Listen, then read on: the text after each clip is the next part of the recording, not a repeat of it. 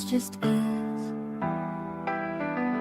Discussions flow like midnight breeze.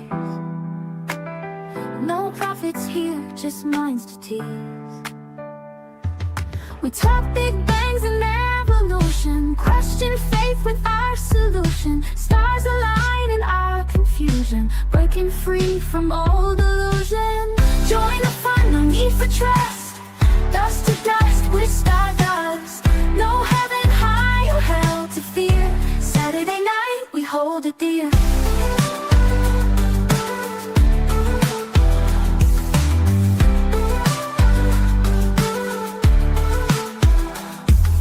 Point and laugh and myth believers. Here we're all true seekers.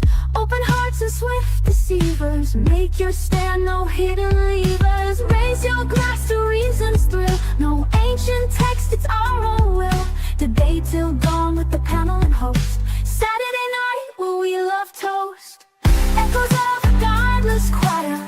Like the world, let's spark the fire. Free thought mindset to inspire. No holy walls to take us higher. Join the fun, no need for trust. Dust to dust, we're stardust. No heaven high or hell to fear. Saturday night, we hold it dear. Join the fun, no need for trust. Dust to dust, we're stardust. No heaven high or hell to fear. Saturday night, we hold it dear. Join the fun, no need for trust. Dust to dust, we're stardust. No heaven high or hell to fear. Saturday night, we hold it dear. Holy laugh and myth believers. Here where we're all true seekers. Open hearts and swift deceivers. Make your stand, no hidden levers. Raise your glass to reason's thrill. No ancient text, it's our own will. Debate till dawn with the panel and host. Make your stand, no hidden levers. Raise a glass to reason's thrill. No ancient text, it's our own will. Debate till dawn with the panel and host. Saturday night, we'll hold it dear.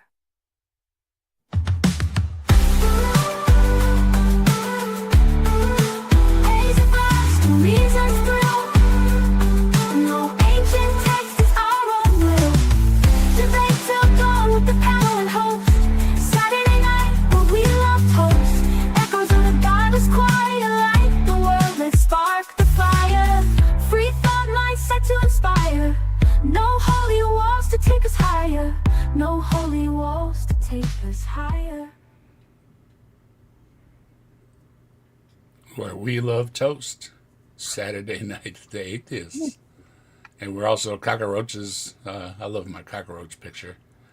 I was going to drop everybody in here to say hello. Hello, hello, hello, everybody. Hello, Miss Robin. Hello, Mike. Hello, Scott. And hello, Simos. How's everybody doing this week? You know, I had three tabs open that was playing the theme song, and it's like a beautiful rendition of Row, Row, Row Your Boat. I do like the female singers, in case anybody wonders, but I do like the thrash voices too, and the hardcore men just yelling and screaming in the microphone. I think singing, there are beautiful singers, and there are people that don't sing all that great, but they bring across a powerful message when they do, and they have their own unique talent, and so I can cover the spectrum, but I do like the females singers, the voice, the sound, I should say, whatever.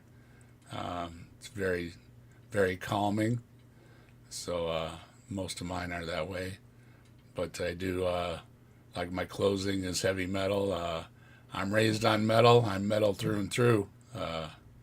So always go back to my roots of being metal. And, Judas Priest and Iron Maiden and Led Zeppelin and just the roots of the hardcore Black Sabbath. That's my roots, and so I always have to drift back over that away a little bit. I got my Simpsons shirt on. They're doing Du Hast, I think this one is. Got to have my heavy metal every once in a while. So, no, everybody's doing good. I'm glad to hear. I haven't. I've got chemo every 3 weeks, so and then no updates since last week. Really, I'm hanging in there. I did have some hair in my comb. Not sure if that's a good sign or not, but we'll see. Still have stuff hanging off my chin. So I've been taking the pills for the side effects and everything, and I seem to have managed the first round okay. So fingers crossed for upcoming events. And yeah, things are pretty quiet here though. Otherwise, my legs are heavy, but the rest of me is feeling pretty good. Try to eat different little things here and there. Little bit of progress. I'll put it that way. Some of the stuff just tastes. It's awful. I'm really disappointed. I made myself something the other night, and I said, "Nope, I can't eat it." And it's disappointing when it happens, but I am keeping my calories up. I'm keeping my weight up. Even my face put on a few pounds with the pills. Of course, I can say the same thing, but that's not so good. Yeah, that's the thing with the meds. They make your face fat. They make your face break out. My arms broke out again. I'm gonna have to take a Benadryl or something. I got another rash on my arm. It seemed to. I have problems when I take in the drugs. My body doesn't like all the drugs. For those of you that want to call me a dopehead, most of my life, no, been very few drugs in this body, and man, doctors giving me all these drugs, and it gives you a rash on your arm and on my chest and stuff. Makes me look like I got measles or something, and so it's not cool. Not cool. Doctor with the side effects knocked the stuff off, but the other things have seemed to have been taken care of. All in all, Doc's not a bad guy. Everybody gives your doctor a hard time, but they're working with difficult situations. So all in all, not too bad of a doctor. It's highly recommended. Somebody was talking to me about going to a specialist or something. It's like that's where I go right now. I'm not going like to a regular doctor. I go to the guy that does the C word, right? An oncologist? Yeah, I go to a radiologist. I go to an oncologist. I go to this hippie chick that wants me to party and get the munchies, and she's palliative care. She like end of life stuff, I really don't have any of that stuff. They help people out, with transportation and money, and people don't have insurance, and all that kind of good stuff. And so she's pretty far out. She's the one that suggested, just catch a buzz and get the munchies, have something to eat. And it's like, you were far out when you were younger, weren't you?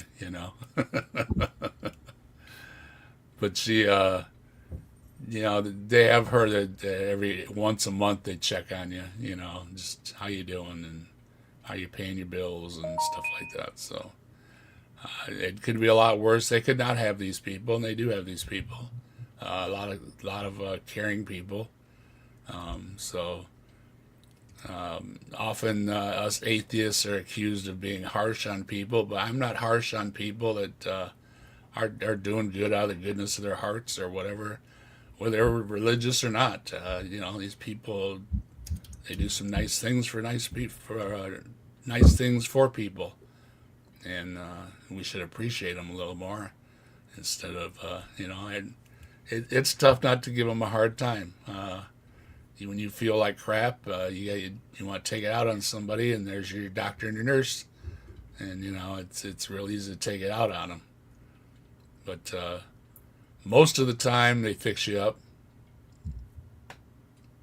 Well, the thing with doctors, and I went through this with my mother in the last few weeks of her life, is I always felt like they weren't being upfront with me, and they weren't feeding me, or I don't want to say feeding, providing me with really good information. I don't know if they thought, well, my sister was there and they told her something that they didn't tell me, and maybe it was not getting spread, passed on.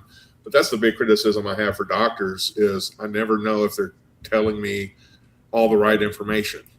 And playing this game of self-doubt about whether you're asking the right questions, should that be something a family member or even a patient has to go through, is to figure out all the right questions to ask so that they'll tell you the right thing.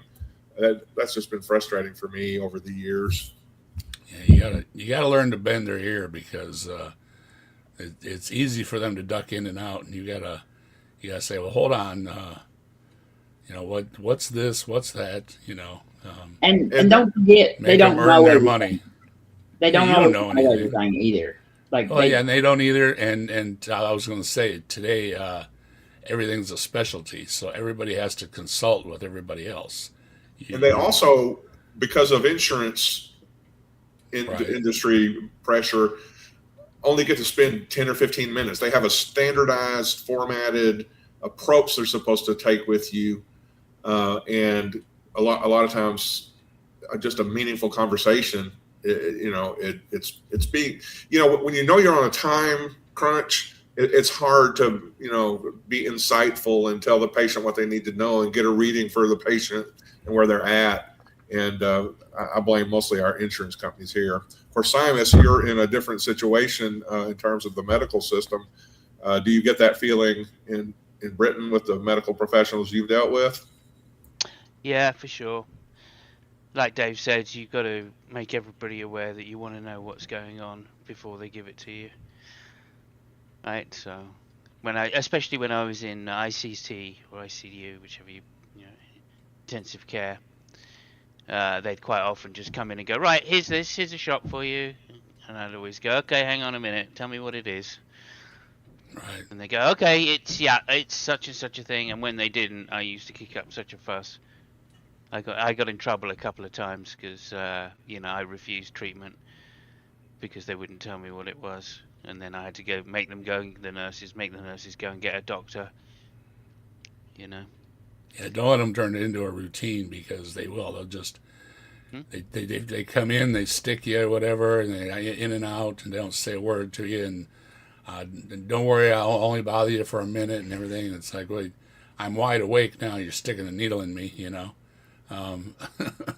Yeah, you've just woken me up now. The least you can do is tell me what the hell's going on. Right. Like I said, I had that a few times. So, a couple of times actually. A couple of nurses complained about me, but I wouldn't let them do anything unless they explained it first. And once the doctors heard me say that, they were like, okay, yep, okay, no problem. It's just decent bedside manner as far as I'm concerned. Sure. Especially when you're taking like really strong drugs, which which means you're not in your right mind anyway. I don't remember most of ICU, dude. Okay. I do not remember it.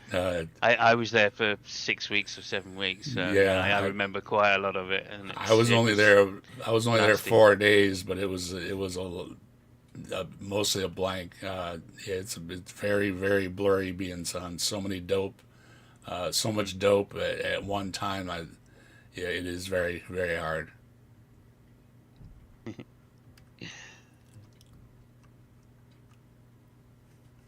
Yeah. Let's see another thing. Okay, we're all going to go live with allegedly Fred. Apparently, their medical system's better. Is it? Let's see. I get my thing up here now. Do we have to get blown away in a tornado to get to Oz? Maybe. I would. I can't really afford a ticket right now. Yeah, we were just talking about where I live. It has been very mild over the years, and it's hard pressed to find a place that has we have a winter, but it's a mild winter mostly, and this year it seemed to drag, but we have a few hot days, a few cool days, but otherwise, it's pretty nice place to be. We don't have a lot of storms. We don't have a lot of natural disasters or anything. So yeah, every time I think about, boy, it'd be nice to be, someplace a little warmer or whatever, and but then you're like, yeah, but then as soon as you step out of the lines around here, you're looking at uglies, and so where I'm at isn't too bad. So I don't know. Let's see. Getting a little too late to think about moving now, but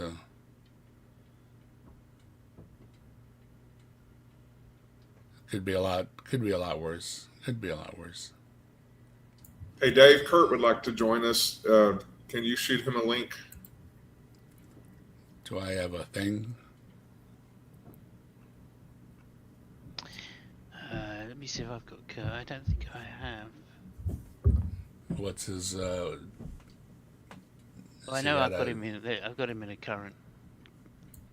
He got a Discord? I think I do. Let me.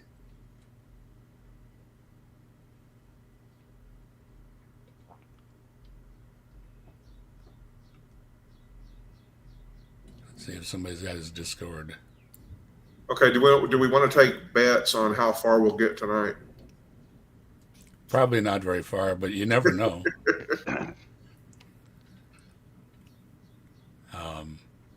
Yeah, I come across this guy. Speaking of, I came across this guy and was watching some of his videos, and it was this one backed it up a little bit. I think it's number 2 or something. So I picked this one. He's got a bunch of them, but there's a lot of the stuff was like a repeat, same things, and it was. I was getting the Hawaiian shirt guy vibes watching it, especially when he was talking about, I got 200 slides, and I was like, oh no. But he's an interesting fellow. He's a young Earth creationist. I picked that up. All the things in our theme song about evolution and the Big Bang and all those things are all false. So yeah, you can guarantee he's a young Earth creationist. He's not misquoting people as far as I There we can go. see. So that's a good sign right there. Hello, Kurt. How you doing? Doing good, thanks. Good to see you, Dave. Hey, we're just talking about the gentleman we're going to look at tonight. He's definitely like a young Earth creationist or something. But this little section here is about he's got evidence for God, and that always perks up my ears because I would like some evidence for God. Some of the same olds are getting old, and so maybe, just maybe, he'll have some evidence for God. I mean, who knows? It's possible. Always keep an open mind that we're going to get this answer, and it's going to come shining through. And Yeah, I always feel like Ricardo Montalban, of all the creationists, the young arts are the richest, most aromatic kind.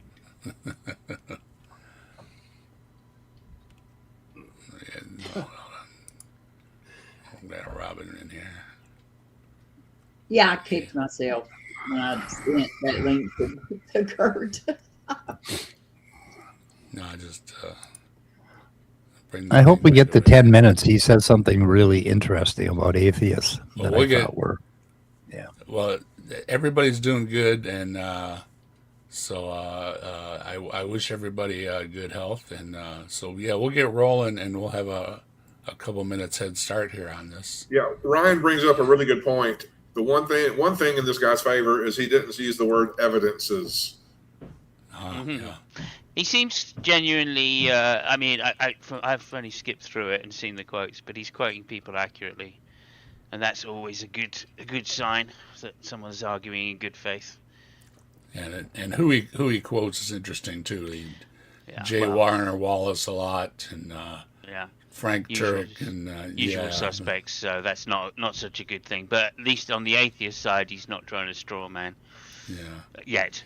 I mean, So whether he'll do it, yeah. Let's say howdy to everybody real quick, and then we can dive in. I see a bunch of people are joining. Good to see everybody tonight. We got. Let me scroll up here.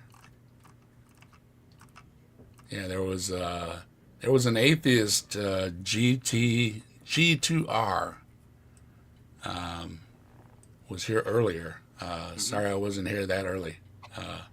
But come back if you're around, or catch you later. Fred was here. Fred is here.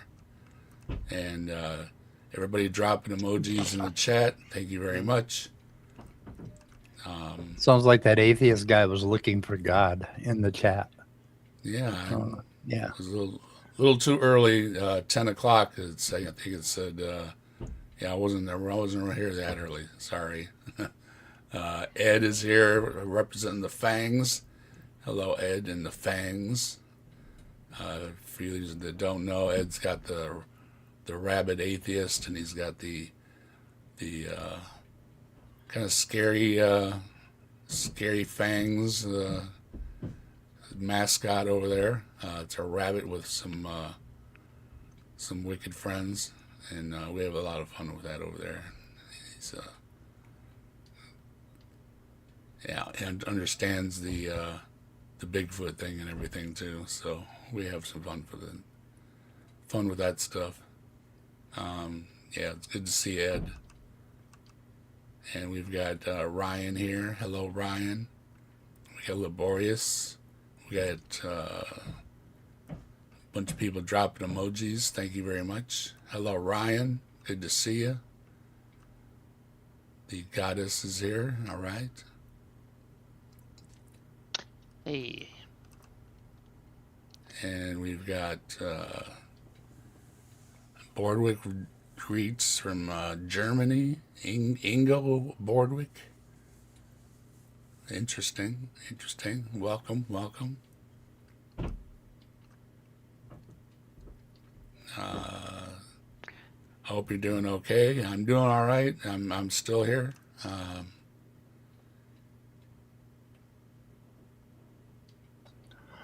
They're not writing me off yet.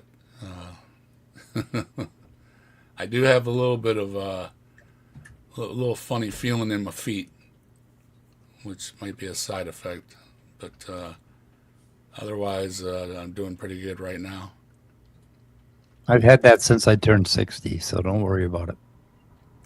Yeah, it's like a little tightness in my feet. I've never really had anything in my hands, so because I could get they call it neuropathy, where you have funny feeling, But my hand's been fine.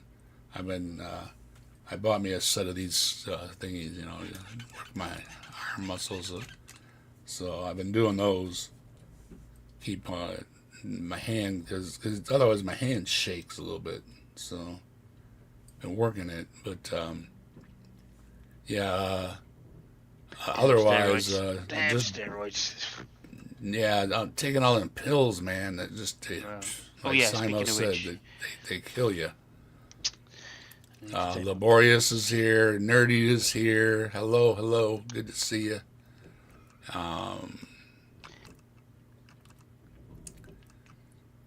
Kurt has joined in. Hello, Kurt.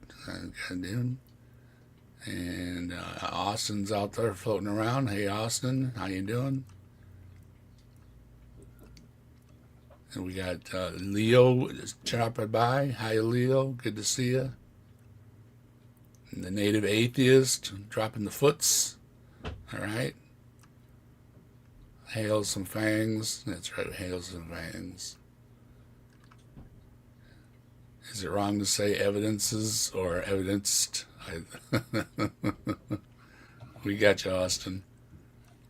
Vesta, hello, how you doing?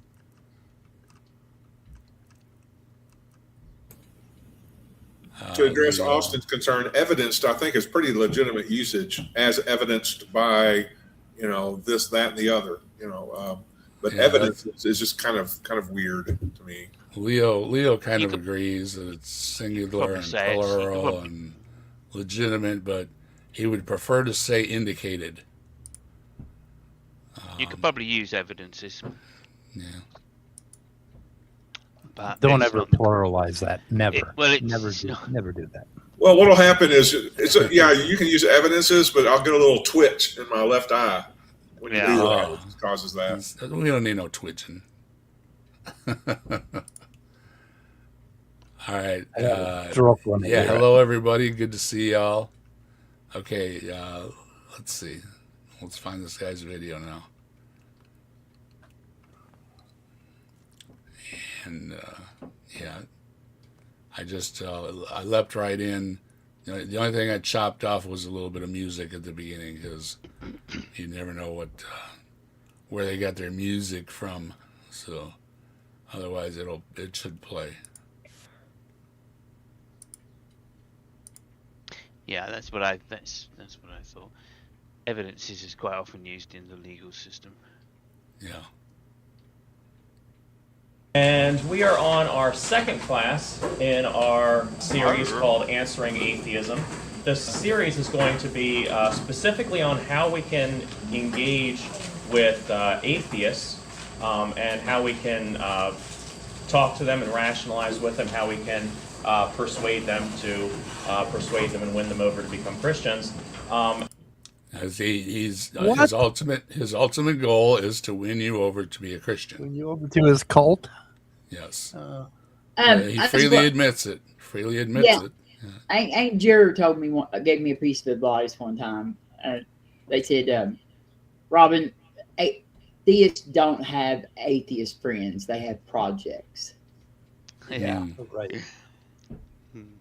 That's a good one. And so this is our goal. We started last week. I got to stop you there a second. Look, okay, he's made an effort. He's put a tie on. I appreciate that. I really do. But I don't. I think he's being a bit big-headed here, thinking that he's the one that can turn an atheist over to become a believer. I think that's. I'm not sure that's correct. I think you'll find that if I were to question that, he'd say, "Well, no, it's not me. Obviously, it's God that does that." So I think he's been very big-headed, very big-headed. So that's a big red flag for me straight away. Big red flag, lack of humility. I think we're going to get quite a lot of. I think we're going to get quite a lot of straw man arguments tonight from that red flag. Yeah, he's full Go of ahead, himself. I just saying hello, hello to native atheist. See him out there in the chat. Hello, good to see you. Yeah, this person is very full of himself. So very confident, very straightforward on telling you what he thinks. So we'll listen to what he has to say. By just looking at what I call pop atheism. We tried to look through popular level arguments from atheists and why they're not accurate. But yeah, I watched most of these. Like I say, there was a lot of repeat in them, so I chose the second one because he has evidence for God. But the first one, the pop atheism, he was just attacking the normal people, Harris and Hitchens and everybody else, the horsemen and stuff like that. That there was this, popular thing of being an atheist, and now it's not so popular, and it's all falling apart. And really, most of the numbers I've seen is there was a little bit of an increase for while the horsemen were running around, but it's just like a steady thing of more people just kind of go, well, and they're more and more moderate, I guess you could say, than ever before. But even Dawkins coming out with. He likes to hear the Christmas songs and all those kind of things at church. That it is a cultural thing too in many places. So You can have an attachment. Certainly is in the UK. Certainly is in the UK. And also just like popping pop. I mean, this is an alliteration not worth stating. I've got to say. I mean, it's either popular or, popping popular atheism. I mean, yeah, I'm not sure. Hey, Will, how you doing? Poop theism. I like that, Leo. That's a good one. But like, also, I mean, he's setting it up here, isn't he? For the easy, like, well, the easy kind of takedown of a particular form of atheism, which most people, or a lot of people, subscribe to, is what I would call weak atheism, and they're just going to say, well, that's not an argument, right? It's not an argument for strong atheism. That's the sort of straw man he's setting up here, or the equivocation in terms of atheism, right? So he's going to say, look, weak atheism doesn't have any arguments for strong atheism. Well, no shit, Sherlock. That's basically the whole fucking point of splitting the two types of atheism up. We had Kelly out there. Hi, Kelly. How you doing? Good to see you. Yes, they're great people here. Always great people here. Nerdy stopping through. Hello, Nerdy. Yeah, I did a lot of his videos. He has a script and he overlays a lot in his videos, so you can get a good feel for his other videos just watching a couple of his videos, because he does a lot of repeat, and you'll see that he's kind of polished on what he does. So today we're going into the biggest meat of the conversation between theists. Yeah. The last two arguments are an argument from history. This one was then what caught my eye, because he's talking about what do they mean by God? And this is always interesting. What somebody's viewpoint is on what is God, right? So this guy saying this is what atheists refer to as God, or is he saying that's what he refers to as God? Yeah, he does a lot of straw manning, but he's saying all theists. Right. So clearly he's using a hasty generalization there, but also, like, I think we understand that he's referring to he's read some William Lane Craig and like these type of like mediocre apologists that like to make arguments, but then as soon as you call them on it, they'll back down and go, well, of course I believe because of faith. I'm not persuaded by the arguments, right? I think at one point William Lane Craig said, he said in one of his books, he said something like, I'm not persuaded by them. There may be no good reason as to believe by rational means, but or there may only be some good or no good reasons to believe by rational means. I'm quoting out of context now, but we should still believe regardless. Well, far from raising the bar or the epistemic standard. Thank you. He lowers it. Yeah, the low bar bill. We love that phrase. That was amazing. So this guy, so a supernatural, intelligent, rational, moral, and personal and timeless being. He's talking about my grandma's ghost. So is that what they mean by God? Ghosts? They push it way out there, so that it's very hard to define. Is what they're doing. Yeah. Oh, powerful it's ghost. It's a Frank Turek strategy that, well, God is outside of this, outside of this, outside of this, outside of this, outside of this. So that's why it's indistinguishable from anything, because it's outside of everything. Evidence. Yeah. Yeah, there's no evidence. Yeah, but we are made in its image. Right. Non-existent beings can be considered timeless too, Well, I would say, my favorite Action Man from when I was 8 that I stocked away in the cupboard and put back in the box. To me, That is supernatural, intelligent, rational, merciful, personal, timeless being. And we got Jasper in the chat. Hello, Jasper. How you doing? Geo Sam. How you doing, Geo? Good to catch you. Rock on, man. Hey, GSM, good to see you. Yes, exactly. He's on a hasty generalization fallacy there by saying. I think he does say in the video that he's saying for a generic God. When theists refer to God. No, theists don't always refer to God as necessarily a personal being, for instance. I guarantee the people in the audience, unless they're somehow specifically trained in apologetics, aren't thinking about a necessary being. That's just, at least in the 90s, 80s and 90s, that was not what the people in the pews thought about God. They might not disagree with it, but they just didn't think in those terms.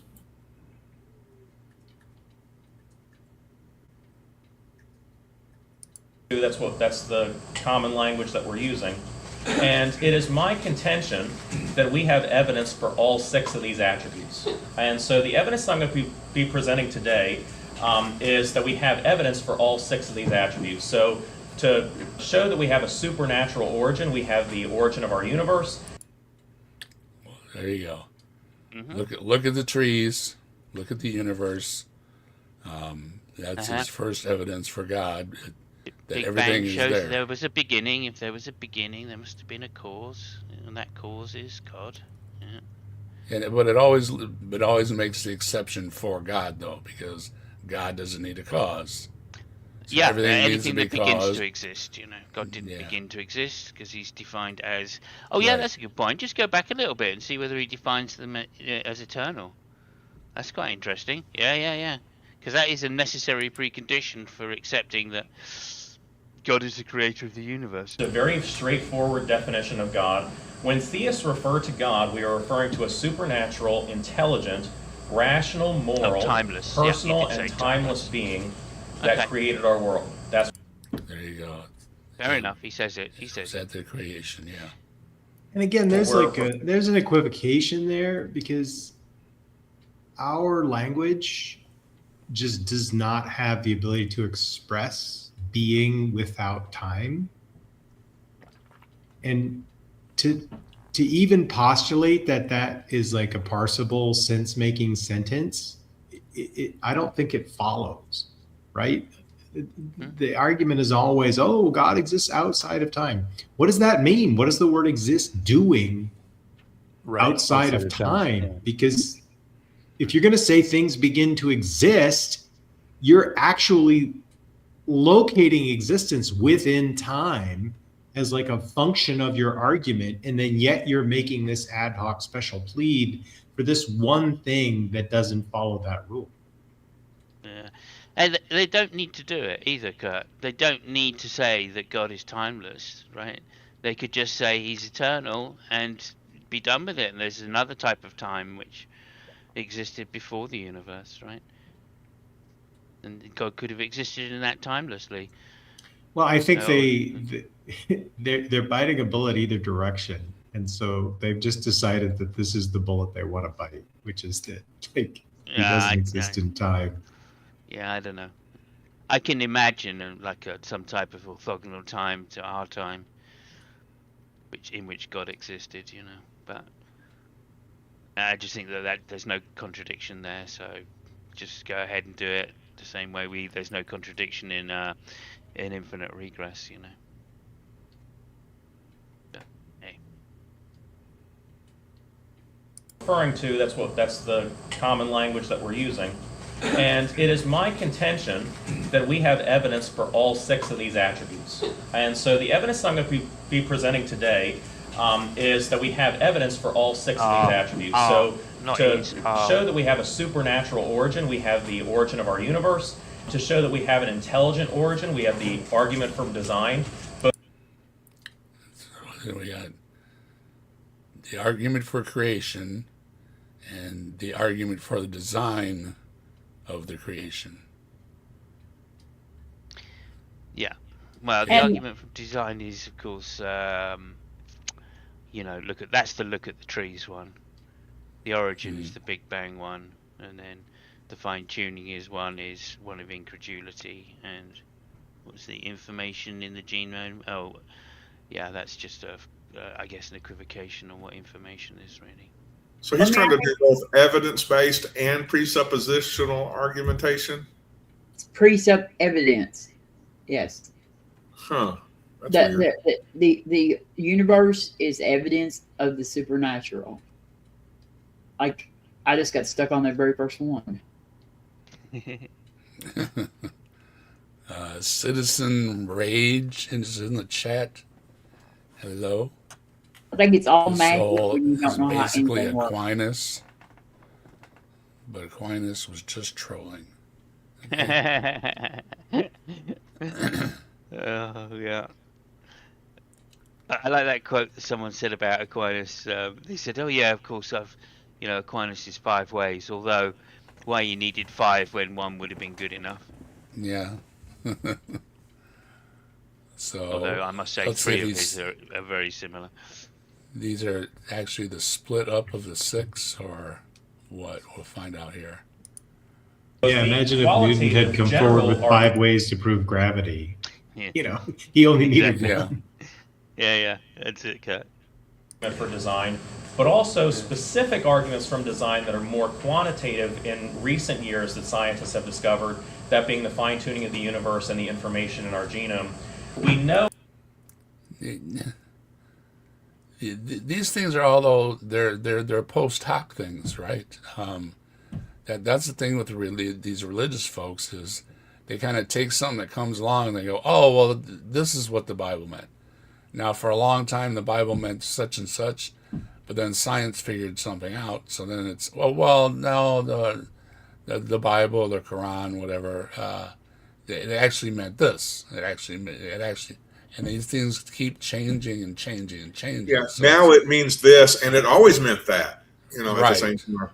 right. And even though, they say every 100 to 200 years or so, they have this new revelations or whatever, right, as to what things are right and what things are wrong. And there's a problem with an infallible book, right? It can't be right all the time. I have a very specific problem with these kinds of arguments from design, because my position is that if Christianity makes any sense at all the information needed to decide to be a Christian had to be available to like first and second century Christians, right? So if understanding the nature of the Christian God depends on modern cosmology and the understanding of the molecule of DNA, then did these people have an unfulfilled and useless faith? Because Right. they didn't know anything about any of this. Hmm. So if this is really critical to determining the case for God, then they're basically saying for most of Christianity, we were just winging it. Now we know. Right. They didn't know what they were talking about then. Yeah. Well, that's why people like William Lane Craig say, these are all good evidences for God, although, now I'm doing it, good evidence for God. But, see, I'm sure you can use it that way, but anyway, I believe, based on the testimony of the Holy Spirit, because he realizes that, these arguments, right, they could be as strong as you like. I mean, what was the phrase? That Plantinga said something like, all the arguments for God could fail, but he could still exist. And it's the same the other way around. Yeah, they could all be sound arguments, but God still might not exist. We don't, because of our, particular epistemic position as humans.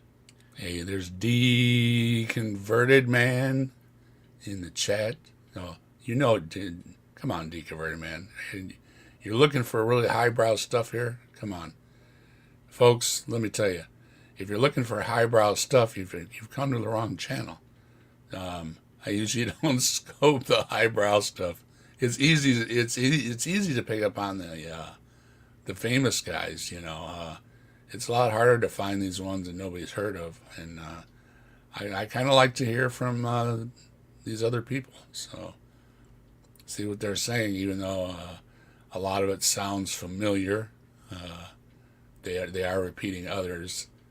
That they're setting up their own little things and they're out there running the little sermons. Who are they talking to? And stuff like that. Yeah. That we have a rational origin because of the presuppositional argument from logic. We'll go over what that means in a Oh, there you go, deconverted man. The presuppositional logic view. So he presupposes that he has all the logic, and it justifies his view, right? little bit. We know that we come from a moral origin, and we know that from the argument from objective morality. We also know we have a personal creator being. Yeah, The objective argument from subjective morality thing. the argument from objective morality does not say anything about the grounding. Yeah, it's just ridiculous. This is silly. Silly arguments for God. I just I mean, I whatever. I just think you're advertising that you don't know what you're talking about when you use the word objective there. And like the conversation is stance dependent versus stance independent now completely. So he's like quite a while behind the time using even that term.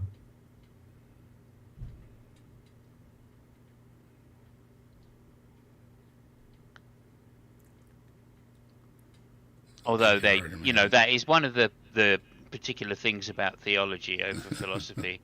Right, it has its own definitions of words which are different from philosophy. Right, so I think he should not be saying philosophy here. He should be saying theology. Right, because these are just they are theological arguments. They're not philosophical arguments. Just because they're put in terms of a deductive format doesn't mean that they're philosophy. It kind of works on the other side too. When I'm getting the sense that when they talk about fine tuning as an evidence for God, they're not using the same idea of fine tuning that a cosmologist uses, because there is discussion in cosmology of fine tuning, but it's just not the same thing as the apologists are using. They add a little too much extra stuff to it. Yeah, and I tend to find the way it's expressed in terms of the argument for God, it's not a scientific argument anyway, really. It is a philosophical argument. Just because they're talking about, things which are beyond science right now, they're unfalsifiable, so technically they're not scientific. We don't know why any of the constants are at the values they are, because we don't have a theory of everything. So without that, we can't prove that any particular one constant could be changed. So, let alone the variation or range it could be changed within, or more importantly, the probability distribution of the change of the amount. That's like fine tuning. It's like, what are you tuning against? We only have our universe, and it's set the way it is. So it's really hard to make these arguments of, well, if the universe was a little bit different. Well, if it was a little bit different, it would be different. And then you can't use the parameters of the universe, which is the fine tuning. So it's kind of a wacko circle thing that it doesn't make any sense. Okay, I just want to have a slight interruption, if I may, here for Mike. Are you there, Mike? I am. Good, right. So you know how Angelo's mentioned be he, and you know how we came up with that phrase. What was the phrase? Irreducible stupidity. Yeah, yeah. Well, I've got a new one. I think it's based on Maya. I think that's his name, and it's specified idiocy. Specified idiocy. Oh. Yeah. Hello to Goo. Christians have that. Goo. Yeah, well, Hi, everyone. I think Maya does as well. Yeah. Is specified. Otangelo here? I don't know. Somebody's playing around with Otangelo's name. He's probably on his phone or some shit. Yeah, Have at him though, chat. Have at him. yeah. Just Old be nice. news. Just be nice. You know, Really, he's really gonna old make news. Oh, so old. some things. We just spotted another video that came out 19 hours ago by Dr. Scott Minich, the microbiologist, and his big thing is the irreducible stupidity of the flagellum. Regios, how you doing? Good to see you. He's like a Who said BB that? clone. Scott Minich, I think his name is Dr. Scott Okay. Minich. Yeah. I'm happy people are picking up the term, Mike. You know what I mean? Yeah. Irreducible think- stupidity. I think it's a classic. That's why I want you to go, because this is the same channel, isn't it? So I'm really happy to be coming up with a new one. The specified idiocy. Yeah, one of Put it the into GPT. one of the most annoying people out there is Behe, and he has been annoying for a bunch of people for quite a while now. And did somebody?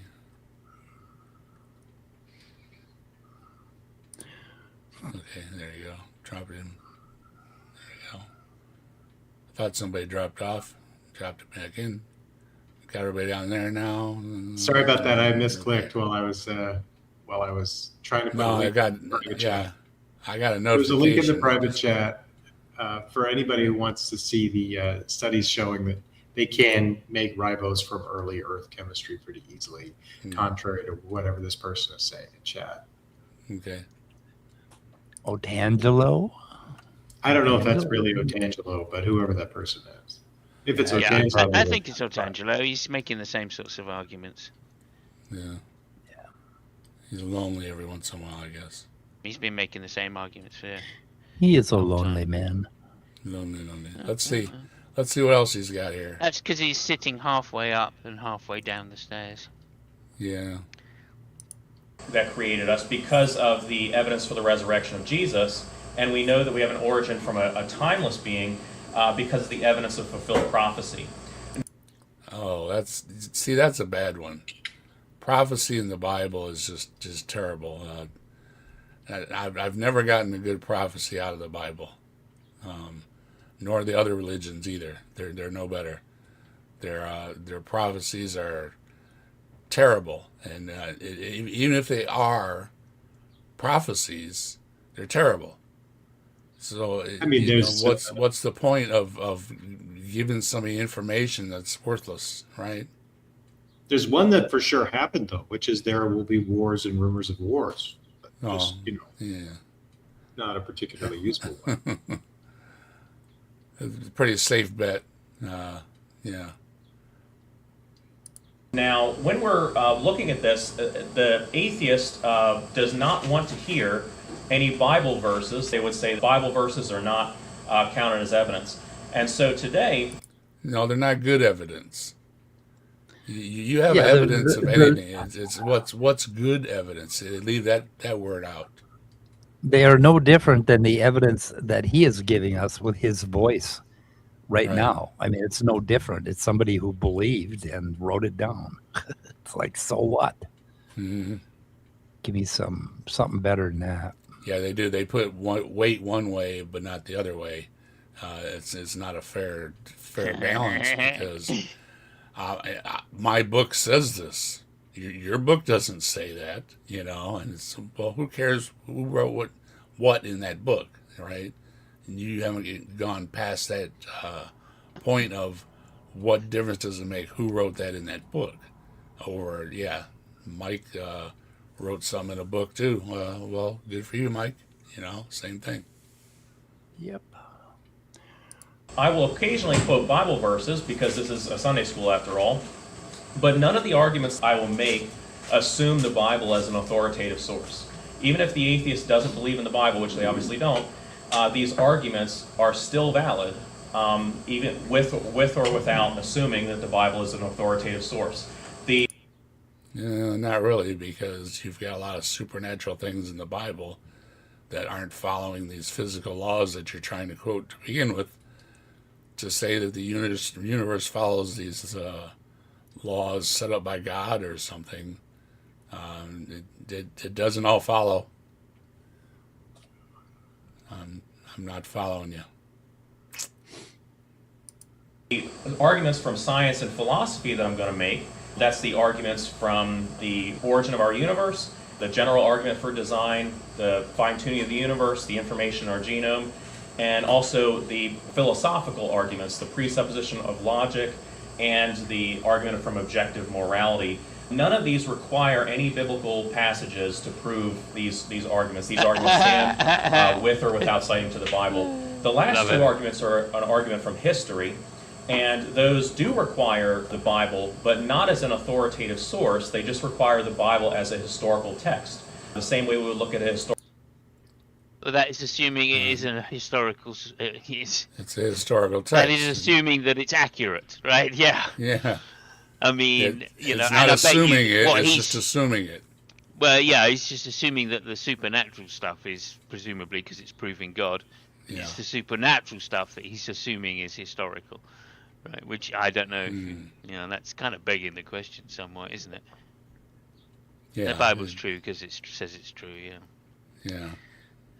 But that's what I got. It just goes to show the ridiculousness and the inability to like distinguish between different types of knowledge, right?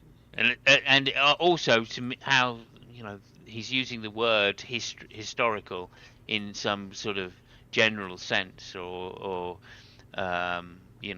common sense rather than the actual field of history, right? The scientific field of history, so to speak.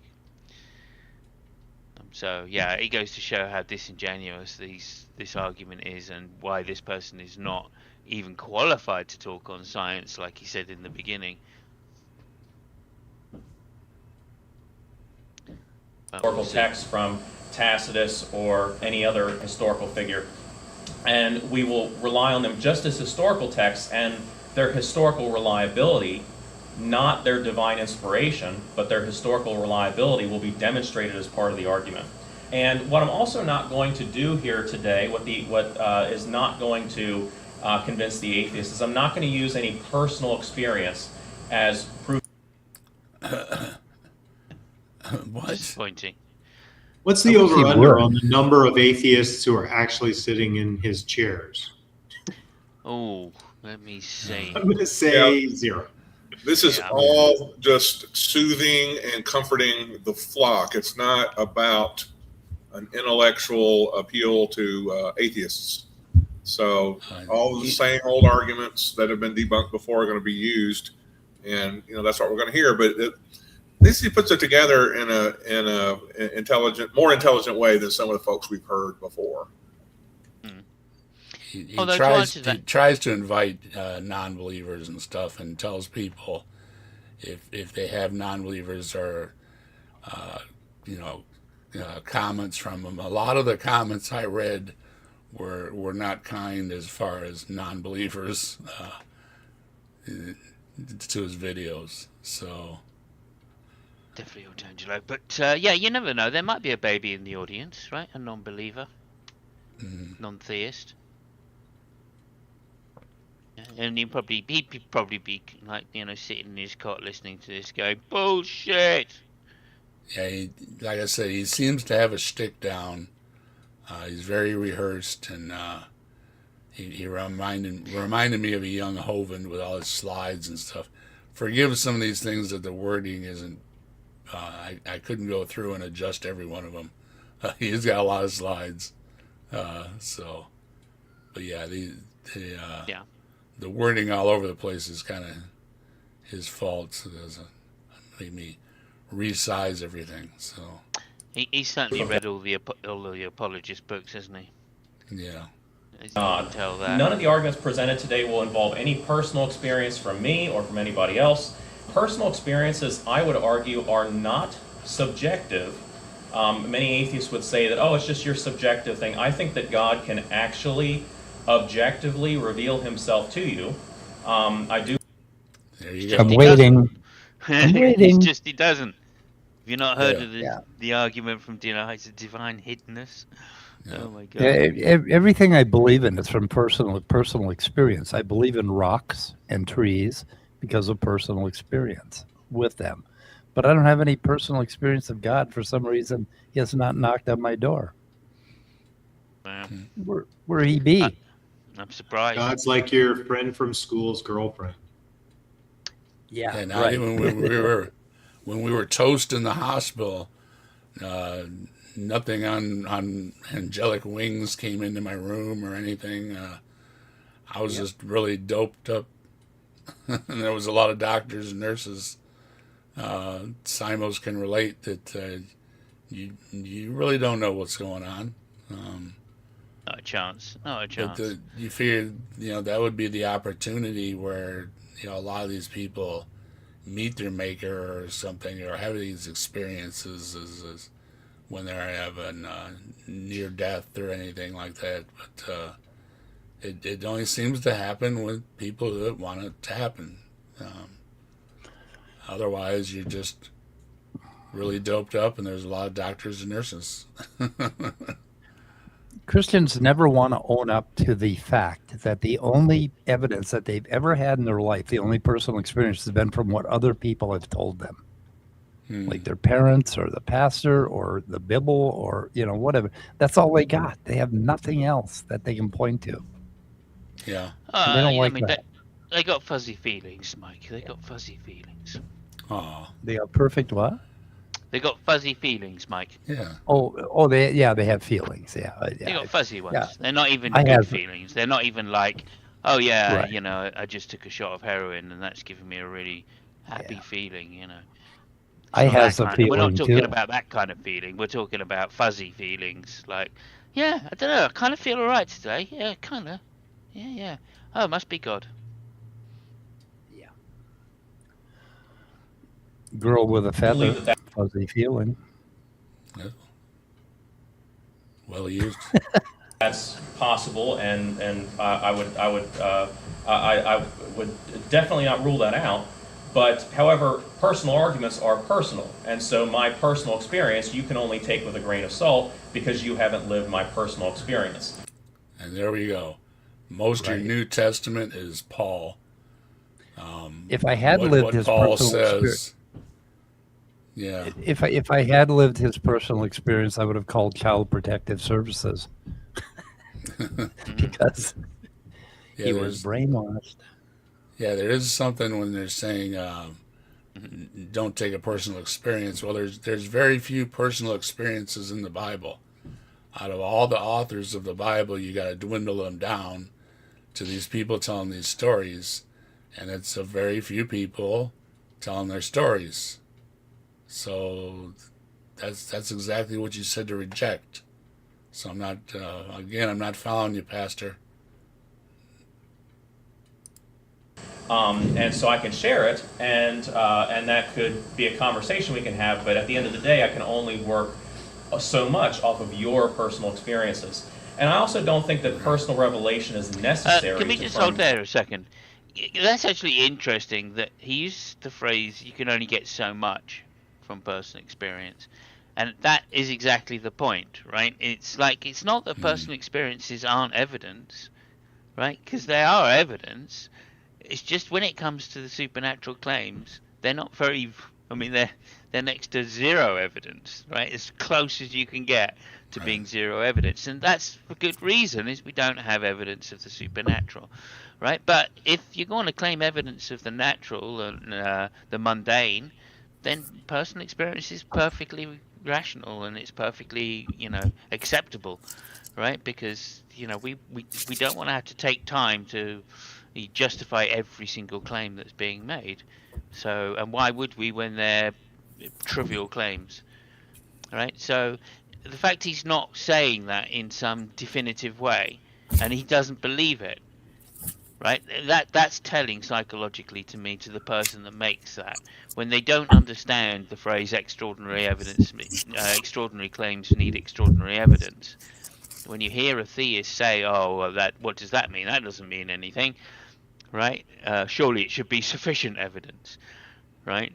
That's one of the things they'll say, and that just says to me, hang on a minute, your personal experience should be something which is undeniable to you of God. It should be undeniable to you, just as it should be for anybody else if God really existed. It should be completely undeniable. And yet, you're not saying that this is at the same level as saying I've got a dog, which you're claiming it to be. You're claiming it to be knowledge, that this revelation is this first-person revelation, convinced you that there is a God. But can you really be certain you have a dog? It's the same. Sorry, say again, Scott. Can you really be certain you have a dog? Now, come on. Well, it's the same. That's what I'm saying. It should be the same. If you think, right, in the theist position, if you think that this personal revelation is as mundane a claim as I've got a dog, then you would be saying it to people exactly the same way you'd be saying it to people that you've got a dog, right? And you'd expect them to believe you because it's mundane to you, isn't it? And yet they know that it's not a mundane claim, that it is an extraordinary claim. And that's when you hear them denying that extraordinary claims need extraordinary evidence, they're literally denying this or highlighting the cognitive bias or the disjunction between having a claim which they think is perfectly justifiable within their own minds as being certainty or gnosis, and knowledge of the highest form, and the claim which, just like your mate saying I've got a dog, those two things should be on a par for them, but they're not. So they know there's something's going on, right? You wanna say hello to tons of mice and locked. Say hello to my little friend. That's a good lock. Yeah, how you doing? Good to see you, folks. There was somebody, Robert's in here. Skeptic Philosophy, how you doing? Nerdy, if I didn't see you. Tons of mice, good to see you. Big John. How you doing, John? A lot of people dropping through. Good to see y'all. I don't know if that's Otangelo or not, but come on, Otangelo, give it a rest. I mean, you're going to bring up the shroud with these people, really? Come on. Did he bring up the shroud already? He always does. Come on now. There's old Joe. It's one of the things. Doing old Joe. The shroud is one of the things that keeps him warm at night. Yeah. Old Joe, Mike, dropping through the chat. Old Joe? I imagine him with a big quilt with the shroud image on it. Yeah. Well, they do bed sheets, don't they, like that? You can get a duvet cover of the shroud. It's so gross. I know, it really is. But, whatever. Affirm God's existence because we have plenty of evidence already. So the evidence I'm going to present today is not only objective, which I think that personal experiences can be objective, but they can be shared, investigated, and appreciated by everyone. I can share them with some. Your personal experiences can be objective if you're an object. I don't know how they can be objective otherwise. Well, he'll take them as objective when it's the right person saying it. See, also shows that he doesn't even understand the colloquial definitions of objective and subjective, so he's completely lost when it comes to using the word objective. Right. Someone and they can have the same experience as with it that I do. Now, a lot of atheists look at the evidences for the existence of God and are unconvinced because the atheist use the word evidences. is looking at a very narrow. He did, didn't Yes, he did. Yeah, we're looking at a very narrow. He's going to bring up Ricky Gervais now, I think. Okay, let's hear it. Definition of what God is. And Ricky Gervais, who's a comedian, he's also an atheist, he once said that we need to find a jar of gaudiness. And if you could show me a jar of gaudiness and then I can test the jar of gaudiness, then you'll prove to me that God exists. And this is a misunderstanding of what we're talking about, because the God that we're talking about is not a God that is inside of our universe. And an illustration. Right. And there we So go. you can't see it. So what he's saying is Yeah. you can't see it. It has no effect on us. It doesn't do anything. There's no way to grasp it. So does it exist? It's So- just so like did- your friend's girlfriend. Yeah. That's So did God, inspire the Bible or not? Because if he did, then he has to interact with the universe in some way. Exactly. I mean, why talk doesn't he about come down? talk about undermining your own religion. Well, does Why he doesn't he incarnate come- into a human's body in the first century CE? Yeah. Is that another yeah. thing he does? Why doesn't he come down and smite us at SNATA? He should. I mean, I'd be Well, impressed if he did. Bunch of No, Mike, I'm smitten with Terrible. you. You what? We're all terrible here. Doing smitten. terrible things. Yeah, we're horrible atheists. We're preaching this satanic religion, this evolution Yeah. religion. I mean, they should smite us. Don't you think God would? What a weak little jerk he is. Yeah, That's no, why men, weirdly- women, and children in the book a long time ago, where a whole city would get wiped out, or a building would get collapsed and wipe everybody out, and Jesus would say, "Oh well, that's how things are." And it's like, yeah, that's how things are. Exactly. Those people prayed and prayed and prayed, and they got wiped out anyways. So it's how things are, or were, especially were. Those that are trying to apply it to today. That was used to explain this is a story of a fisherman. This guy saw this fisherman catching all these fish, and he was throwing away all the big fish. He was only keeping the small ones. And so he went up and asked the guy, "Why are you throwing away all the big fish?" And he said, "Well, because I only have an 8-inch frying pan, and so if they're bigger than my frying pan, I can't cook them, so I have to throw away all the big fish." And the point of the story is that if the atheist has a narrow view of what God is, then any evidence beyond that narrow view would be tossed out as this is not good evidence. Or you might just need to buy a knife Bigger Bigger pan. pan. so you can cut the fish up. No, Yeah. so you can cut the fish up into smaller pieces. Yeah, Oh, well. fillets. He's asking us to get a bigger pan in our heads or something. His analogy fails me. It's kind of implying closed-mindedness on the part of atheists, I believe.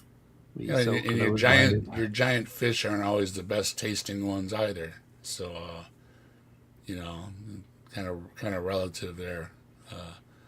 But I get the idea that throwing the big fish back and without even cleaning it or filleting it or finding out if it's the optimal size to eat that fish or anything else. It's a big generalization, but I guess it appeals to the crowd, right? If God caused the universe, then he must be beyond and greater than the physical dimension. Therefore, we may discover the effects or evidence of God in the universe, but not necessarily observe the essence of God within the universe. God is not some guy who's hiding behind a cloud, and we just Yes, he is. Yeah. I think somebody just mentioned divine hiddenness. I mean, there you go. That's been a problem all along, is that people seek God and do not find God. And it seems to be hiding behind the cloud or whatever, behind the tree or whatever. There is a divine hiddenness. So, kind of, again, having it both ways there. Want to be pastor? He just said something kind of true about the origin of the universe being outside of space and time.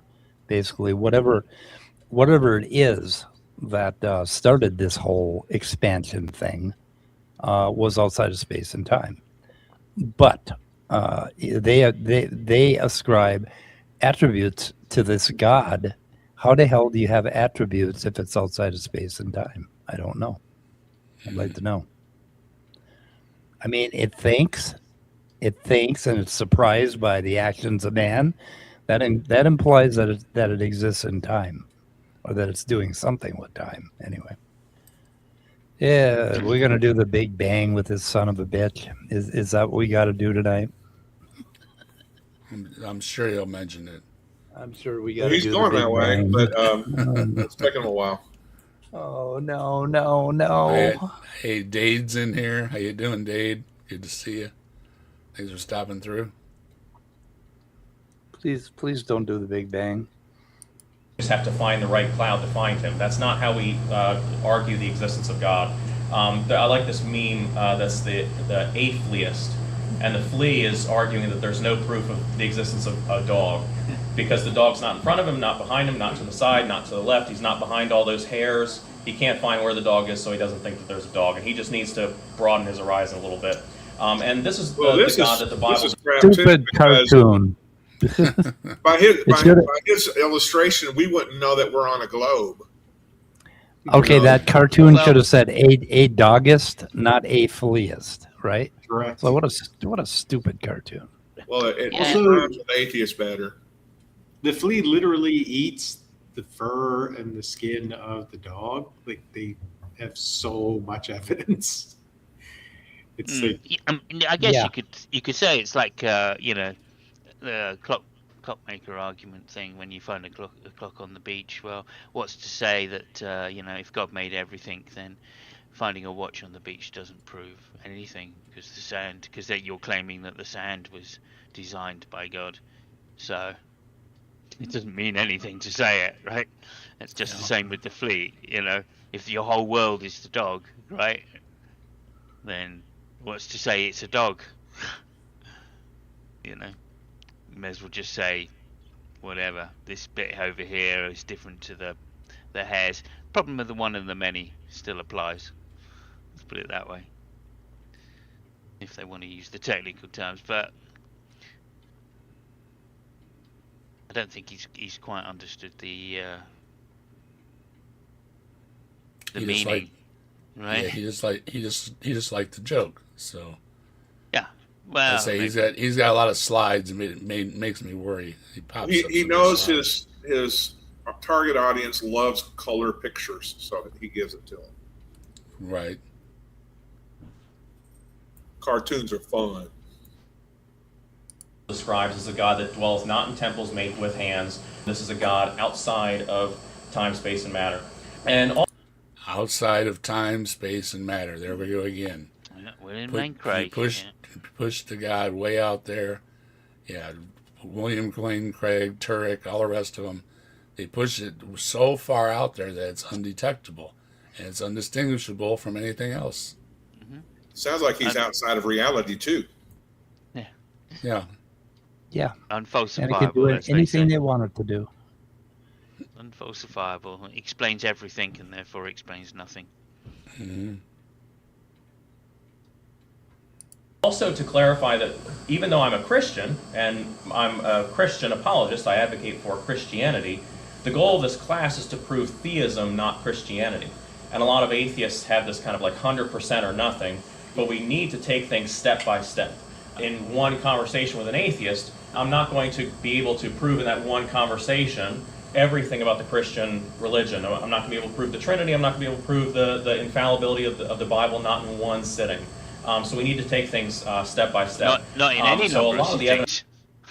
You're not going to be able to Apparently. prove the Trinity in any number of sittings because it's straight out illogical. Right? Proof is the domain of logic. Yeah, right? So, no, you're not going to be able to prove the Trinity. You're not going to be able to prove God, even. So, I don't know what he's This talking is a- about here.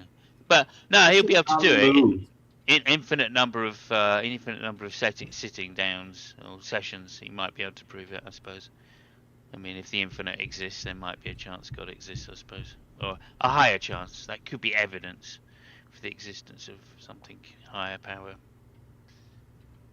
I mean, I think Why there's it a would be, but there's Go a ahead, good Joe. logic to like get agreement on one thing and then you can build on that. Like I do that with a periodic table, where I'll just try to explain to people the periodic table's real, it exists, and then because it works this way, we can tell this or this or this about that. So I don't think that's like an illegitimate argument. But the problem is that the giant leaps between a deist God and a theist God are so huge, and all these arguments ever do is establish a deist God who At best, yeah. be completely inert and unconcerned with anything. Good, may not even have a mind. May not be personal even, yeah. Wait till you hear this guy's reason why atheists will concede a deist God, but not a theist God. Right, that comes up at 10 minutes, so I'm not sure where we're at. But Should be can't coming wait up. for that. All right. Evidence that I present will be for a general theism, but also some of the evidence that I present will be specific to Christianity and will be exclusive to certain religions. And it's interesting to see atheists will sometimes argue that they would believe in a deistic God. A deist Here we go. God would be a God that just creates the world and then leaves it alone and doesn't impact the people that he created. And this would be part. See, now we have proof of prophecy. This is more where I'm leaning, that they can write all these stories about these gods that did all these things, and that's fine and well, but it doesn't do anything anywhere today. So you have to weigh, did it really happen then if it's not happening today? So what are the reasons you think that these Dawkins and Krauss would prefer a deist God? He's going to tell us, but what do you think? Yeah. Well, I think it's stupid. I think this is absolutely a stupid thing for either of them to say, because they're men of science, right? And obviously they're only saying that because they're saying, well, look, I'm not a philosopher, so I have no fucking idea. Yeah. Right, and that's the basic fact, because there can be no scientific fact for the case of a deistic God. So when they admit there's a respectable case, they're way outside their lanes of expertise, just way outside. When they're talking about a deistic God, they're talking about something outside of the universe, outside of space-time, that is responsible, or probably existed forever and is responsible. They're not giving it any attributes at all, because they can't, and that would be the same thing as saying the cosmos. Basically, what we got here is what you get. We're in the middle of this. We're trying to figure it out, and we don't know. And you could call that God if you want, but that has nothing to do with the God that this asshole is talking about. Yeah, again, it's but anyway, let's hear why he thinks. Yeah, before atheist. you do it, this is one of my issues with. I mean, I accept that physicists often use language which is unfortunate. It turns out to be unfortunate, right? The God particle and things like that. But it's giving far too much up to say that a respectable case could be made for a deistic God, right? Yeah, but how do you define respectable how do you define case. it? No respectable case could be made for a deistic God, right? A case could be made for a deistic God, yeah, sure, but it's unfalsifiable. So we're back to square one. Should we believe something, a claim, which is an unfalsifiable claim, without evidence? No, we shouldn't. Clearly, if there's no evidence for the particular claim being made, then we've got no justification to think that it's true. You can believe it or not. That's all right. That's a personal thing. But there's no evidence. If there's no evidence, then there's certainly not a respectable case to be made, or a respectable argument. Yeah, but what kind of baggage are you attaching to the word God and a deistic God? Right. What kind of baggage? It doesn't matter. It doesn't matter. No, I hold that I hold that deism, pantheism, and atheism all have exactly the same predictive characteristics, right? You would predict all the same events to take place under all three versions. So I just see deists and pantheists as atheists who don't have the balls to say it. Except pantheism, I don't know. I don't go for that one, but anyway. Well, yeah, okay, I guess I do. Because when I'm talking God is just nature, so it's not even like anything different, in my opinion. Yeah, it's like Go so ahead, there's something that we're going to learn about physics someday, maybe, that basically tells us what exactly was happening and what's up with the Big Bang, expansion, dark matter, all of that. Whatever that something is, you could name that God if you want. If you're talking to a believer and you don't want to fight, you could just say, "I'll call it God." It doesn't matter. But there's no attributes to that God. It doesn't have a mind. It's not like man. It doesn't think. It doesn't fucking meddle. It doesn't create morals. It does none of that stuff because it's, Yeah, it's a like- big Have you question considered mark. looking at the trees? Yeah, we looked at the trees. So what did you say looks there, like Kurt? trees. What did you say there, Kurt? Because there's something I disagreed with what you said. I said that an atheist, a deist, and Oh, a yeah. pantheist have the same predictive value. Like I see Epicureanism as a version of atheism, because in Epicureanism there are gods, but they don't do anything. Yeah, no, okay. So this, I guess I disagree on the fact of, like you're just adding in a variable that you don't need to, because it has no explanatory power. Well, So the I don't know variable is why- X. Simons? I don't know why you would do that. Well, it's an addition. You don't need X, right? If you've No, got I Y, agree. you don't need X. So No, you all do. of those cases of pantheism and deism, that they're just saying, look, God is an extra something.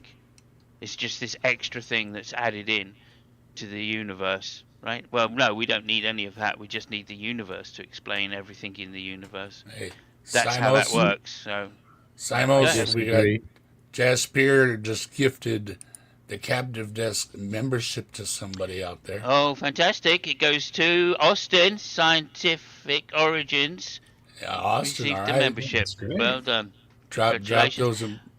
those We- emojis, and we appreciate you helping us out here at Jasper, and just for you. We love toast. We love toast. We love toast. We love toast. We love toast. I hope everybody out there is loving their toast. Okay, let's hear why he thinks atheists like deism better. Well, I just want to quickly respond to Simos. The thing for me is, like, I don't blame Spinoza for saying nature was God, because he would have been killed if he hadn't said it. Absolutely. So Yeah, he of needed, course. people were stabbing him on the street as it was. So of course he's not going to write a book that says, no, of course there's no God.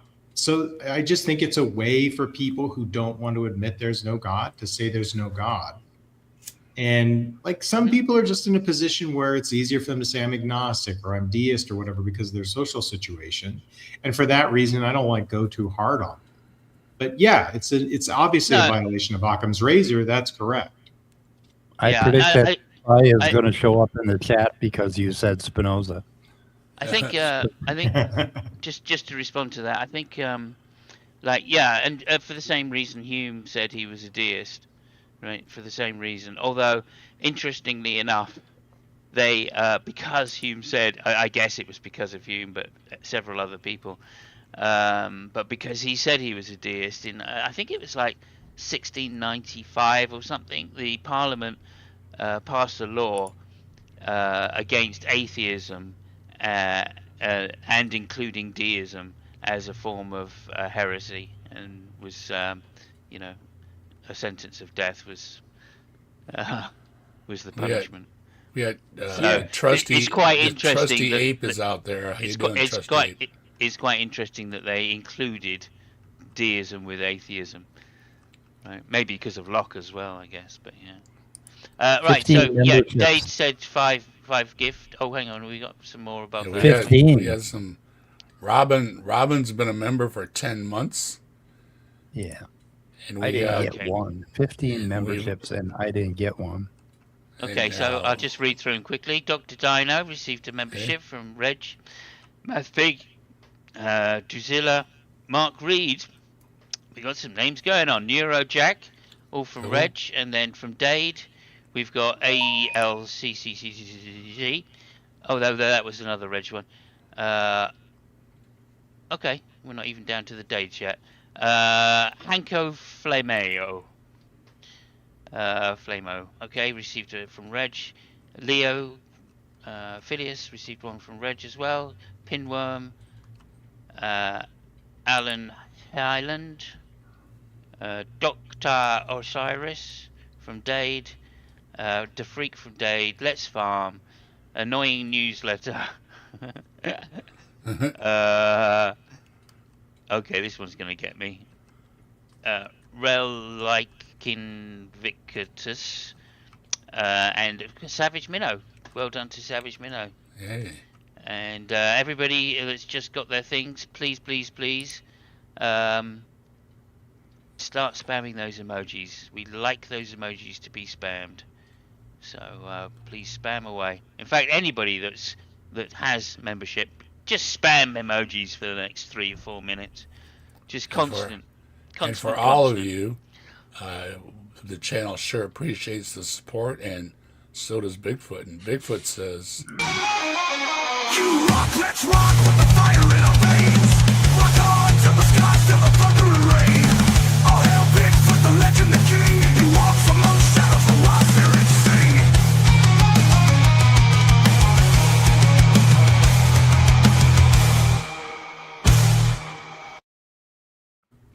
hey, thanks everybody. You all rock so much. It means a lot to me and the channel, and doing the things we do around here and everything, that people support the channel the way they do. Means a lot. Thank you very much. And I just like from Bigfoot to everybody on the panel and me, we all thank you very much. Go ahead, Simons. Well, I'd just like to ask Mike to just set us up for the next bit of video, which I know he's been trying to do for a while. Hey, and Azzo's in. How you doing, Azzo? Hey, Professor Hizzle, how you doing? Hey, the his. Hizzle, everybody's dropping through. Nice to see you. Everybody's welcome. He's gonna explain our motivation, all of us, including Dawkins and Kraus, and that's just coming up right now. He's gonna enlighten us about why we don't want to believe in the Christian God, why we like the deist God. Of general theism, and so they say they'd be willing to it, but I think this says a lot about the atheist, because they're willing to believe in a God so long as that God doesn't require anything of them or have any moral standards to apply to them. And I think that's very telling, that they are willing to believe the truth as long as the truth doesn't affect their personal life, and if it does, then they don't want to believe it. I think that's pretty Right. telling. Number one, that's the dumbest thing he said so far. Yeah, if I believed in God, I would know it's wrong to eat donuts. Oh.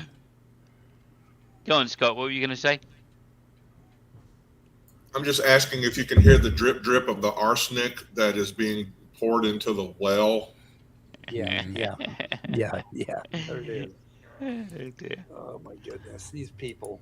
Even just proving a deist God to an atheist would be a step in the right direction, you could say, and more. No, that's pretty easy. I mean, there's something out there and you don't know what it is. Okay, I can buy that argument. There's something out there, and I don't know what it is. You watered down the definition of God so much that everybody should believe a God exists if you want to go that far. Right? Yeah. God is just a can of Coke. Okay, there you go. I believe in God. Okay, we're done. Thank you. Bye. God is the cosmos. Oh. Yeah. Conversations to be had after that. But when we look at the evidence for the existence of God, the first evidence that we're going to look for is the evidence for the origin of our universe. For a long time, scientists taught that the universe was infinitely old, that the universe always existed. They called this the steady state theory. Yeah. Now, for a long time, scientists, religion, there wasn't a whole lot of scientists. Religions all held that the universe was the way it was, the way God made it. But see, they changed with realizing that the universe is emergent, and that's what I was saying earlier about adding things in every couple hundred years by new findings in science. Go ahead, Scott. No, it was Aristotle who said that the universe was eternal. And that was the belief of the church up until the discovery of the Big Bang. Yeah, that's what I'm saying. That these things don't stay the same, so it's hard to justify that they are the word of God when God was supposedly knew better and knew these things were going to change. So it leaves itself wide open, and it's not really good for anything. Which is why I have a big problem with the prophecy and everything else he's claiming that's in this book that isn't there. It's only there when you want to see it. And Scott knows that. He did one of his videos he did was on the Isaiah stuff, right, Scott? And Oh yeah, that was a long time ago, but yeah. if you want to see something, it's there. If you want to see it, it's there. And this guy is actually going to make a point eventually in the series, or I don't know if it's on this video or later in the series, that we can believe in Jesus because of fulfilled prophecies. To which the answer is, what fulfilled prophecies? He didn't fulfill any prophecies. And but anyway, yeah, prophecy, not quite the thing they think it is. Yeah, he said a certain percentage was proof of Jesus, was the fulfilled prophecies, which yeah,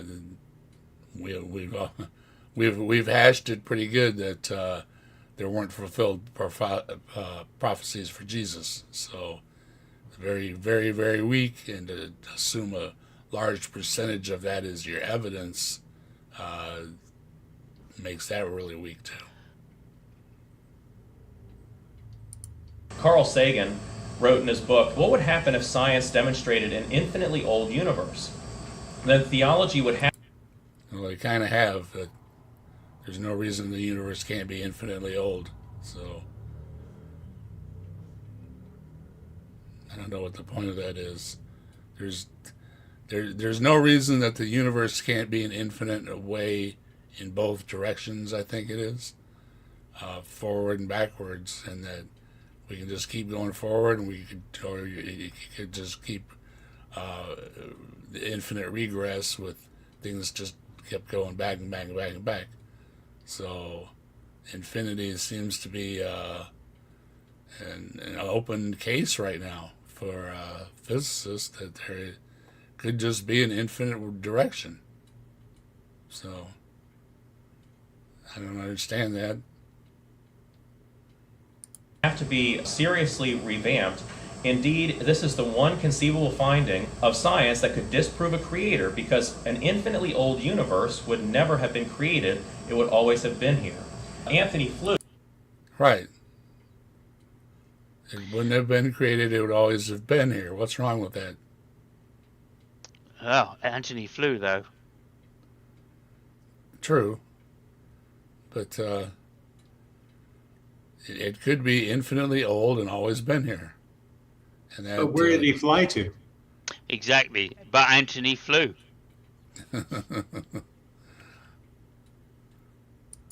Who was an atheist, who was a very, very prominent atheist, that ended up becoming convinced of theism, and so converted from his atheism. He had said, as long as the universe could be comfortably thought to be not only without end, but also without beginning, it remained easy to see its existence and its most fundamental features as brute facts. And if there had been no reason to think that the universe had a beginning, there would be no need to postulate something else that produced the whole thing. He said, if we could argue that the universe always existed, this would completely cut God out of the conversation. But the problem is that the universe did have a beginning, and that's where the evidence is pointing towards. No. Well, just because evidence points towards it having a beginning doesn't mean it actually had a beginning, number one. Yeah. And, is that convincing enough? Yeah, well, without a good knowledge of science, who's to say? And I think none of us here have a good knowledge of science enough to say that it does or doesn't. So I'm amazed that this young man has the ability to say that it does prove that. Well, they're all over the James Webb, and detracting from the James Webb at the same time, because they like to say that there is a beginning. God made the light, poof, everything, the Big Bang, and then there's a big separation in the Christian faith of whether they accept the Big Bang or not, whether the universe was created that way, or if the universe was created as is in another way. So there's two different trains of thought on it, and it separates the Big Bang idea.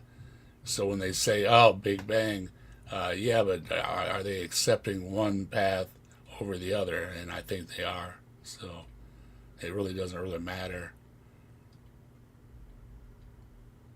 They're still holding to God did it. So there's not much of a difference of God did it. So there you go. What's that? Arguing from ignorance, as far as I'm concerned, when anybody says something like he's just said. Scott's got a link in the chat here. Book about the Big Bang. Yeah, and you drop that in the chat. Drop it in the chat there, Scott.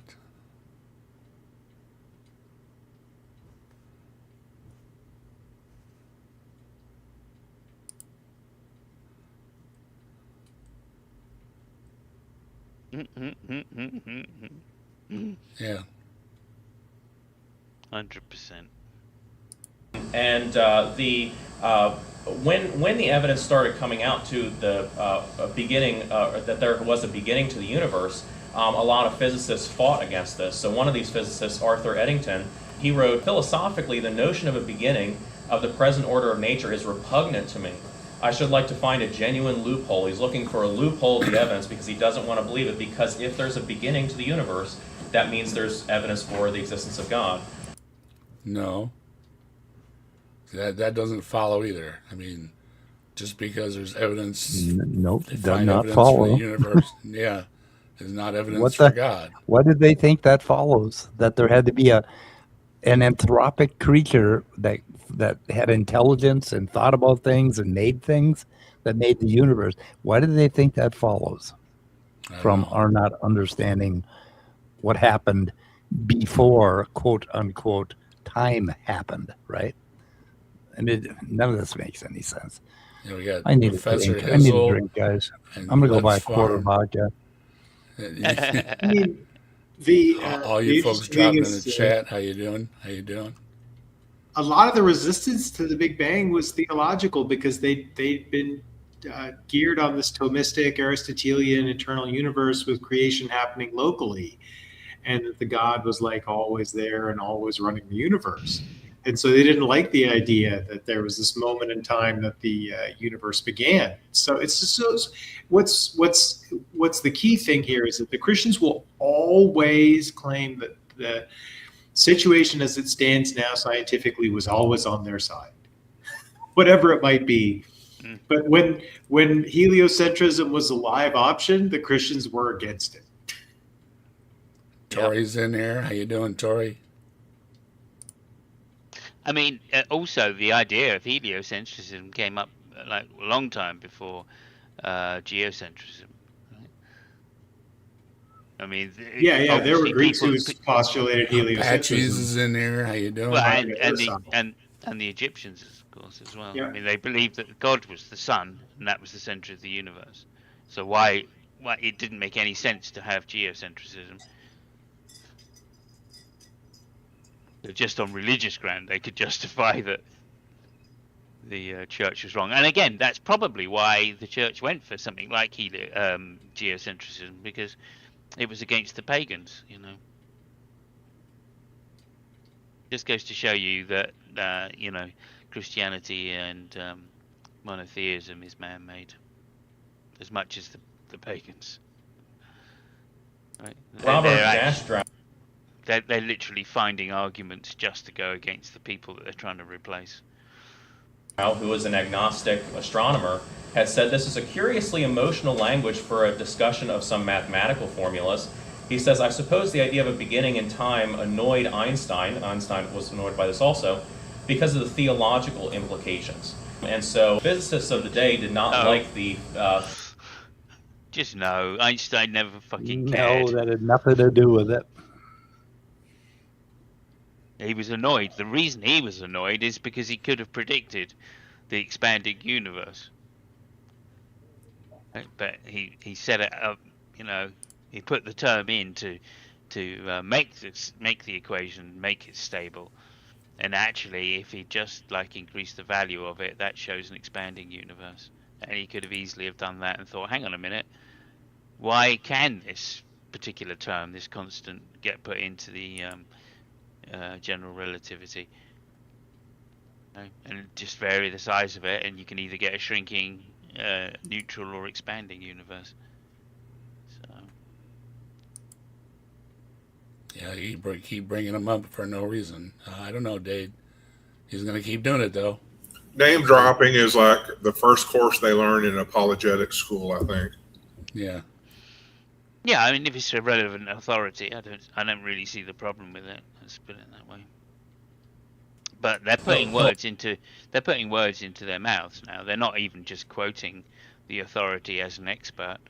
They're literally saying, "Look, this guy is an expert in this, and he said something which I think he meant by which he meant X." You know, I mean, that's just dishonest, right there.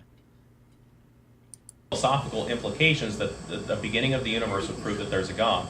Now, a lot of their arguments for the beginning of the universe are wrapped up into like the Big Bang Theory and different things. I actually think that the argument for the origin of our universe having a beginning, I think it's actually a lot simpler than a lot of people make it. And so here's my basic proposition of the evidence for the origin of our universe being not only having a beginning, but having a supernatural beginning.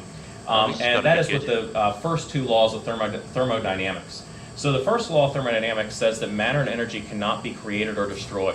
What that means is that the universe 100 years ago had the same matter and energy as it does right now, and will 100 years from now. There's no energy or matter being created or destroyed. And we also have a second law of thermodynamics. And the second law of thermodynamics says that entropy, or useless heat energy, never decreases in a closed system. But what that jargon means is that everything tends towards disorder. Everything is falling apart. All the heat and energy is just dissipating into the universe, in which it's never going to be recovered again. And Yeah, but I'm not even sure that's there's a true. difference between energy and usable energy. That the universe can run out of usable energy, but still have energy to be a universe with no energy being transferred around in it, right? Yeah, useless heat energy. I mean, is that really a thing in physics? Sure, there's, presumably there is a point where you can no longer extract useful energy. I know that's a term which could be used, or useful by which they mean energy that can do work. So, yes, they're saying that useless heat energy is energy which cannot be used to do work. Randomness, chaos, randomness. I mean, chaos and randomness, that's not something necessarily associated with entropy as well. And it's a tendency, isn't it? Right, because most energy you can get work from, so you have to go quite a long way down before the energy actually becomes unable to do any work. So, I mean, I'm not even sure that he's fully understanding the idea of the second law. I mean, in fact, what was that thing I posted earlier? I changed it, Mike. Did you see I changed it? I changed it to specified confusion, and the definition I gave was confused about how entropy relates to information. I think Mike stepped away for a few minutes to medicate a cat. Oh, typical. When you need him, he's never here. Oh. Anyway, there you go. So we still have the same amount of energy, it's just being lost to not being useful. And the implications of the second law of thermodynamics are really, really profound, because if the universe was 100 years old, then it would have 100 years worth of entropy. And entropy is not measured in years, but if you just follow the analogy, if it was 100 years old, it would have 100 years worth of entropy. If it was 1,000 years old, it would have 1,000 years of entropy. If it was 1 billion years old, it would have 1 billion years of entropy. But if the universe was infinitely old, then the universe would have total entropy. Every single particle in the universe would be 10,000 miles away from every single other particle. There'd be no heat, there'd be no planets, no people. Every particle would have moved away from each other. This is known as the heat death of our universe, that our universe is just everything's gonna float away from each other, and there's not gonna be any more people, any more planets, anything like that. And so the implication of the second law of thermodynamics is that the universe had to have a beginning. It can't just be falling apart forever. Because We'll ponder that while Every part of that is putting up the green from Dade Murphy for $2. I can't take seriously a man with no sideburns. I know he went a little crazy with the razor there, didn't he? Made sure he had the clean thing going. Thanks a lot, Dade. Dade, you want some toast? You're getting some toast.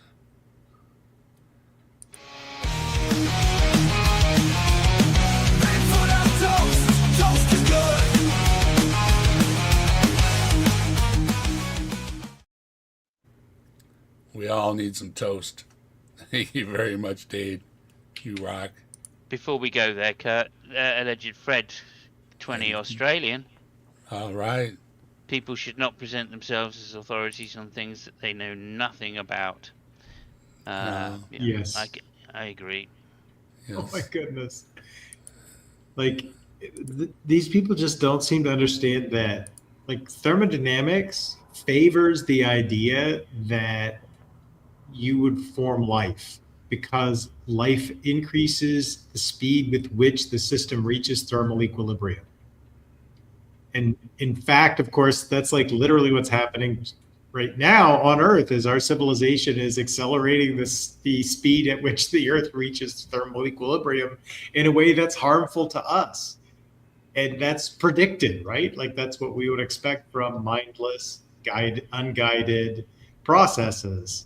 And apparently we are a tool of mindlessness and unguidedness here, which, isn't so great. But these like facile understandings of thermodynamics that try to argue for a god from thermodynamics, it drives me insane. Oh, he's got some more. Let's give a shout out to all the folks supporting the channel. Appreciate you. And Bigfoot says, You rock, let's rock with the fire in our veins. Rock on to the skies, to the thunder and rain. All hail Bigfoot, the legend, the king. He walks among shadows, the wild spirits sing.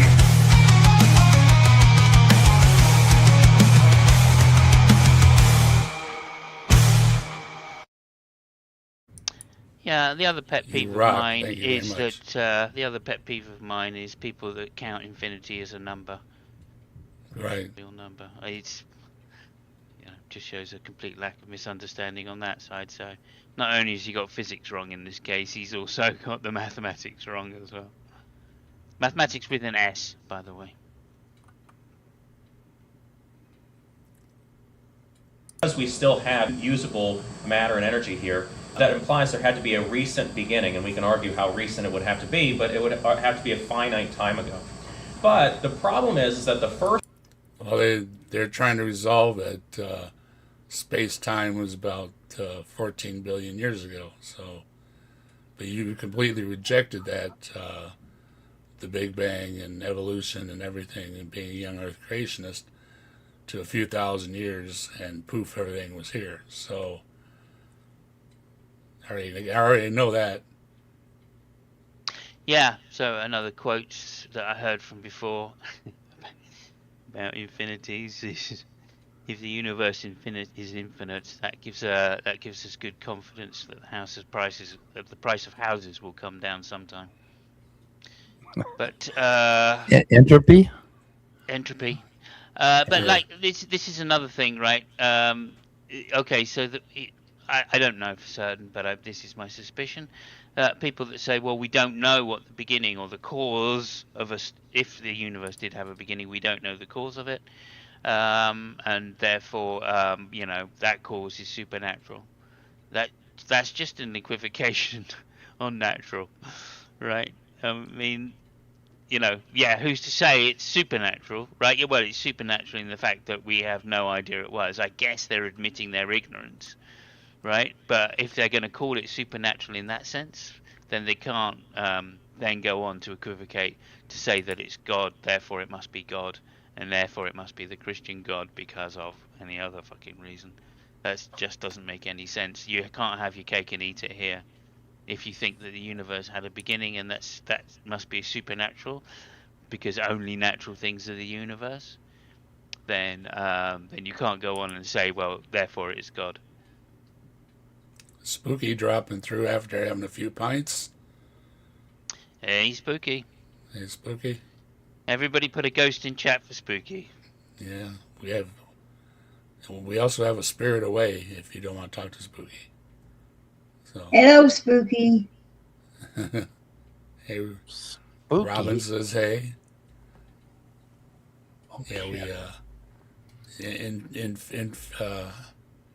in favor of Spooky, we have a ghost emoji for those. Yeah, if you remember, use the ghost emoji for the chat. There we go. Kevin's got it.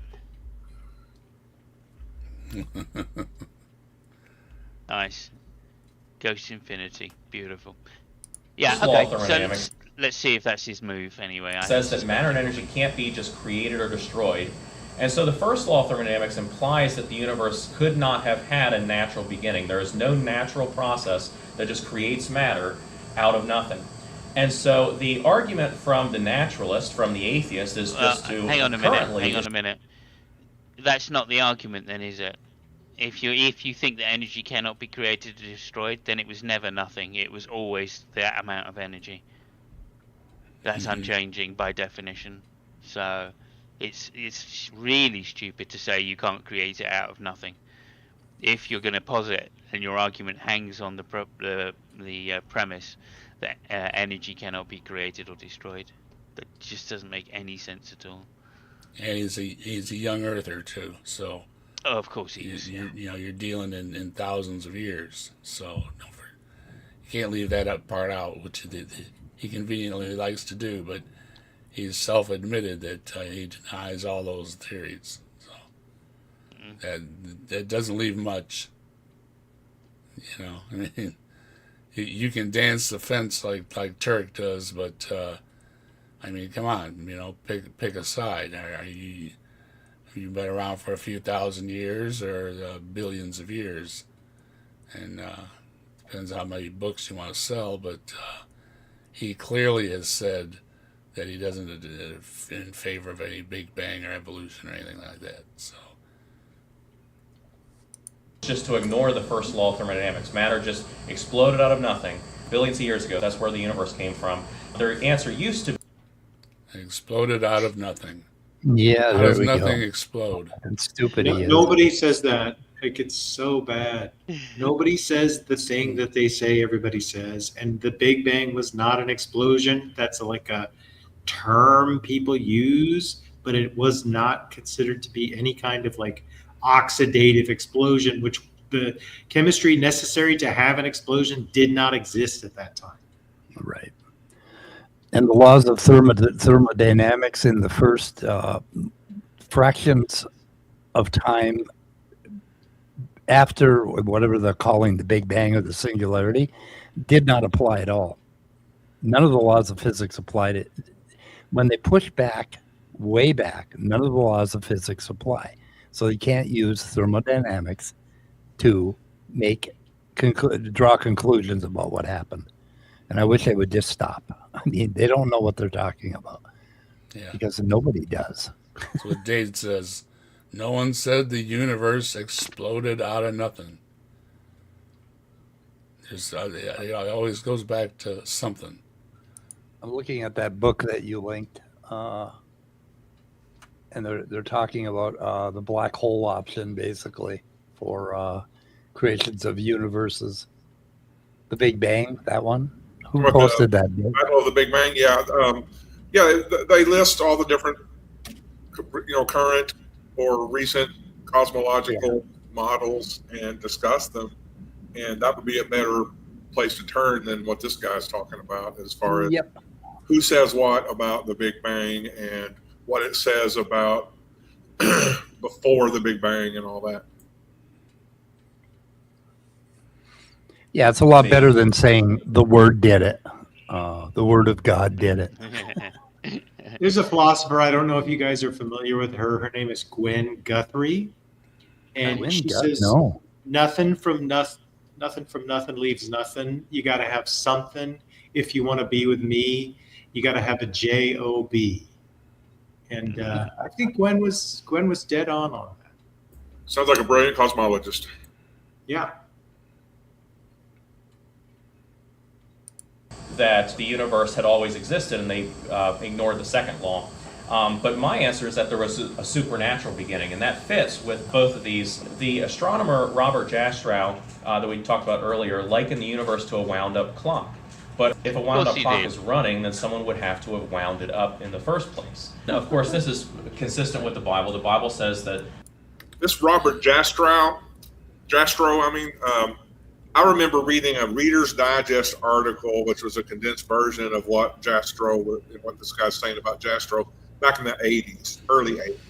So this source that this guy is leaning on, because he mentions Robert Jastrow quite a bit, is old. So, I guess you can, old quotes aren't necessarily bad arguments. It's just that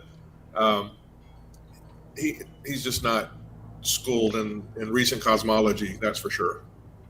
He's also looks to be quite a hardcore Christian. So it's saying here that one of his most famous passages compares scientists reaching the limits of explanation and finding theologians who have been sitting there for centuries. We know who uses that quote. Dinesh D'Souza. So. Yeah, lots of people have. I mean, as soon as Jastrow wrote that, preachers everywhere were just pouncing on it and figuring out a way to put it into their sermons. Mm-hmm. Through faith, we understand that the worlds were framed by the Word of God, so that things which are seen were not made of things which do appear. Nature did not create itself. Nature did not create nature. And the Bible also talks about the second law of thermodynamics. It doesn't call it that, but it talks about how the whole heavens are the works of God's hands, and they... Oh, I thought he said he wasn't going to use the Bible, and yet here we are, looking at the Bible. Yeah. And well, clearly, if God made everything, then God made everything. So, I mean, yeah. God holds everything together in its hands because God made everything. Okay. So doesn't that sort of imply that people will eventually wax old and die since they're the works of God's hands? Yeah, that's true. Well, that is the prediction of the Bible, isn't it? I mean, in John, it says everything gets remade. Mm-hmm. Destruction, the whole place gets destroyed and then remade. In Isaiah, the heaven is one where people live to be 100 and they don't get really sick or old before they die. Wow. Yeah, that's quite nice. I like that idea. I'm down on that, that's for sure. Yeah, was there two or three? Well, originally they didn't die, but then they lived to 900 years, and then they only lived to 100 years. There's different divisions on the length of the human spirit. Generally, completely backwards, but anyway, it is in there that they've adjusted the age for people, and a lot of them didn't even make it to that. So, of course, today it lines up. Good for the folks today. shall perish, they wax old as doth a garment. The entire universe is wearing out like an old t-shirt. Okay?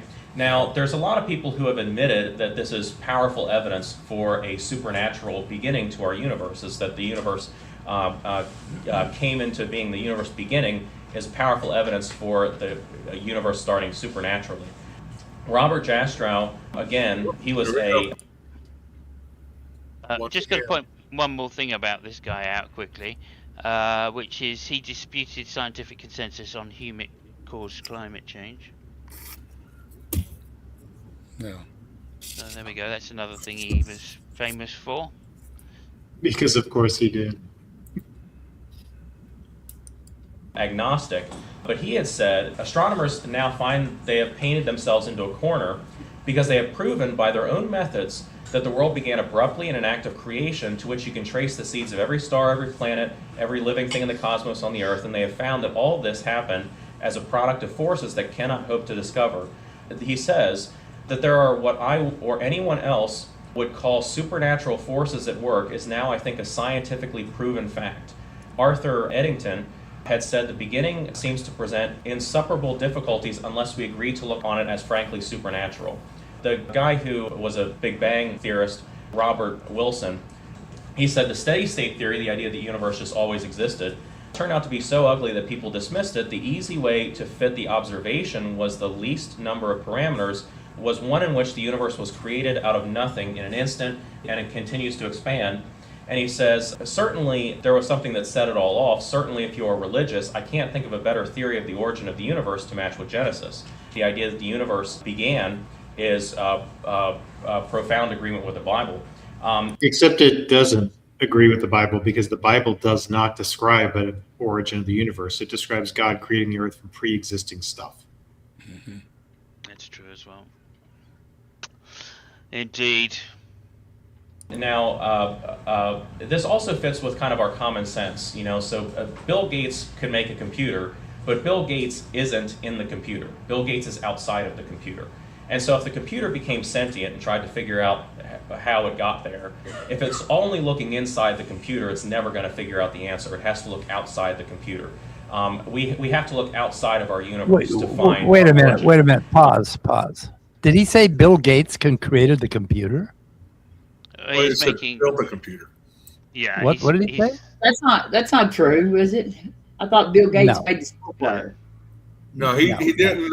He's not saying that Bill Gates invented the computer. He's just saying, say Bill Gates built a computer. Why he's picking out Bill Gates, I don't know. Bill Gates probably never built a computer. I don't know. Because he's famous. No, Bill Gates is famous for taking. He used to go to these conventions where people were starting to build PCs, and he's famous for getting together with a guy that was doing just that, and then finding another guy who had the operating system C. Right. Yeah. Whatever Yes, it is. No, DOS. that was DOS 3.1 Seattle or or 86 DOS. Seattle Computing. He bought it from them, basically. But it's literally one. Hang on a minute. One guy. It was one guy that developed that. He went to his house and bought it for like 125,000. 50,000, I think it was 50,000. Okay, 50,000. Yeah. And then so bought it from him outright, knowing the value because he'd been to the conventions, and then went back to the conventions and started selling it to everybody. And obviously, because he owned it, that's what made his billions. And how do we look outside the universe? Yeah, well, exactly. Yeah, there's some kind of ways, right? I mean, potentially we could use gravitational waves that might give us some solutions, but right now, one of the theories or one of the ideas is that some of the like empty spaces on the CMB, right, where there are holes or gaps, basically could be where our universe is interacted with another universe, and that's why there's a gap there. That's currently one of the theories that's going around. It's just a theory. I mean, just an idea, hypothesis, I should say. Let's not use the word theory because, like most physicists do. So, yeah. And that's what we would call supernatural. It also makes sense to say that if the universe was infinitely old, then we would have come after an infinite amount of time, but you can't count past infinity. An infinite universe just doesn't make a whole lot of sense. Now, there are ways that people try to kind of squirrel around this argument. So they claim, so if you claim the universe always existed, you go against the second law of thermodynamics. If you claim the universe exploded out of nothing by natural processes, you go against the first law of thermodynamics. People like Lawrence Krauss will claim that things in physics will create something out of nothing. So he wrote this book, A Universe from Nothing, in which he argues, indeed, something from nothing may have been required for the universe to come into being. Moreover, all science suggests this is how the universe could have arisen. I stress the word could here because we may never have enough empirical information to resolve this question unambiguously, but the fact that a universe from nothing is even plausible is certainly significant, at least to me. What he's actually doing here is he's creating a logical fallacy. No, he says it's fascinating that there's a universe here at all. And his book isn't really about nothing. The universe still comes from something, but yeah, it's a thought experiment. You're tearing it all apart, and then you jumping around with all your slides, and I hope you're very proud of yourself, Ken Hovenlight. Where he's saying it could happen because it had to happen. But why does he say that it had to happen? Because everything is here. It had to have happened. I mean, Something had to have happened. Something had to have happened. Yeah, exactly, Simos. It doesn't matter exactly what your view is on it. Something had to have happened, and you're dismissing it. That's not quite right. Yep. And of course I poop, therefore I am. Yeah, I mean, sorry, guy, you can't get out of it, right? he says this because he wants to believe in atheism. Hang on a minute, Mike. You know that guy. We spoke about this before. Dr. Johnson, the famous Dr. Johnson, who wrote the first. Kick the rock. Wrote the first thing. Wrote the first dictionary. Yeah, he kicked a rock, but we could mix it with your metaphor. He could have said, "I stand in a pile of poop, therefore you're refuted." Right. Thus I refute you. Yeah. What I can claim definitively is I wouldn't want to live in a universe with God. What he has to do in order to do this is he has to actually redefine nothing. So he has to talk about quantum fluctuations and things like that, but that's not nothing. And so he actually had argued, he says, I don't really care about what nothing means to a philosopher. I care about the nothing of reality. And if the nothing of reality is full of stuff, then I'll go with that. So if nothing doesn't mean nothing, then it can come up with something. It's like, yeah, but you just redefined your terms. It doesn't mean anything. Hang on a minute. So he finds redefining words for his own benefit to be distasteful, says the theologian. Yeah.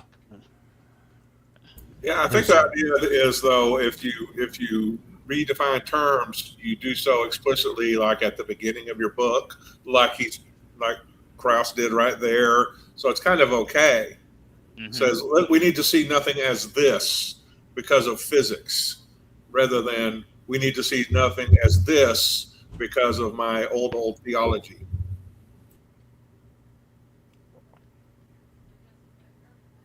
Somebody once tried to argue that the whole universe was squished in a little tiny dot called the singularity, and that singularity was infinite and always existed.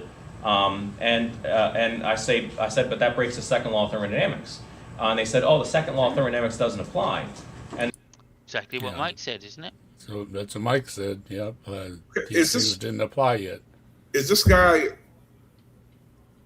when he says this little dot was infinite, I know actual cosmologists think of it as infinitesimally small, which isn't really true. I don't know what size they say it got down to. Baseball, about the size of a baseball. But this guy is basically kind of being real ambiguous. Or is he talking about infinite as an infinite past? I'm really confused on what he's referring to. He dismisses that everything could have been compressed down. Okay. That pretty much everything was made as is. That's before he was trying to cast shade on an infinite past. So I don't know if he's clear about what he means here. Yeah, he's very much in line with the Hawaiian shirt guy that says things like, you can't condense this cup of water, and you're saying that you can condense the whole universe, or something like that, with leaving out all the physics in between Right. those things. So yeah, he's gonna just dismiss all that stuff. Being I didn't exactly hear it out of his mouth, but everything he said is, I dismiss this, which leaves him a young Earth creationist, as far as I'm concerned. So how many minutes are we into this one? We did pretty good with 20 minutes. We're 20 minutes in? Yeah. Wow. We're getting better, guys. Yay us. We rock. We rock. There's still got some time to go yet. Give him a shot. But let's not push it too much. Let's not push it too much, right? Just Okay, hit the Dave? brakes on purpose. Yeah, when you're ready, Dave. When you're ready, I'm ready. I've had a terrible day today, and I'm not feeling great. But Okay. but I just want to make sure you don't push yourself too much, Dave. It's not worth it. No, I'm doing all right. I'm doing all right. Okay, good. That's what they said, and I said, well, if the second law of thermodynamics doesn't apply, then it would never have expanded into what we have today. I don't think there's any way around the first two laws of thermodynamics. So I mean, that how just exactly doesn't- do atheists... Yeah, there is. That just doesn't follow either. You know, the second law of Is this- thermodynamics has nothing to do with the expansion. Like, has he That's taken an intro to separate. physics class? Does he even like have any idea what he's talking about? No, clearly not. Probably not. Yeah, because I'm looking, just for an overview, looking at ChatGPT about does the laws of thermodynamics apply to the initial states of the universe? And I'm seeing several alternatives, that could be the case. And of course, he's addressing none of them because he's not a physicist. And does he know more about the law of thermodynamics than Kent Hovind has published? Where does his knowledge of the laws of thermodynamics come from? It just seems like he's relying way too heavily on things that aren't as firmly established as he would like to think. Also relying on definitions which are, not used in the field, right, that he's talking about. So again, he's using colloquial definitions to apply to physics terms about things like expansion and like initial states. Right? By states has a very peculiar definition in physics, which is not the same as the way we use states to mean just about in the more general sense. So that's another thing as well, right? And when you talk about a singularity, the state of the singularity, we're not talking about things like for instance, the strong nuclear force, right? Because particles hadn't been, the singularity was too hot to form particles. So there's no strong nuclear force at that point. Yep, it all breaks down at that point. So you're just The second talking law about of a quark thermodynamics. soup, and a quark soup can be, you can get, that's smaller than. Like when they say, you can't, like a glass of water can't be compressed. Well, the reason it can't be compressed is because of those laws, because of the electromagnetic and also the strong nuclear. Right, that's why you can't compress it down anymore. Even though we know that inside that there's a lot of space, and when you get up to the higher regimes of gravitational pull, you can condense, a glass of water down to. Or something that would be a glass of water in inverted commas, neutrons, down to a very small size indeed, to make a glass of water insignificant. So that's possible. And then once you get below that, if you're just talking about quarks, well then inside those neutrons, right, there's a lot of space where the quarks are. So you can take if you took all of that space out, you're just reducing again. I mean, it's a nonsense to think that this guy understands any of that, I think. And that's just the basic reading of physics, right? That's not an expert reading. Respond to this as evidence. Well, one of the things they'll do is they'll ask who created God. If God created the universe, then who created God? It's a good question. I mean, It's an it's interesting the ultimate question. cop-out that everything has to be created but God. So you have the ultimate exception.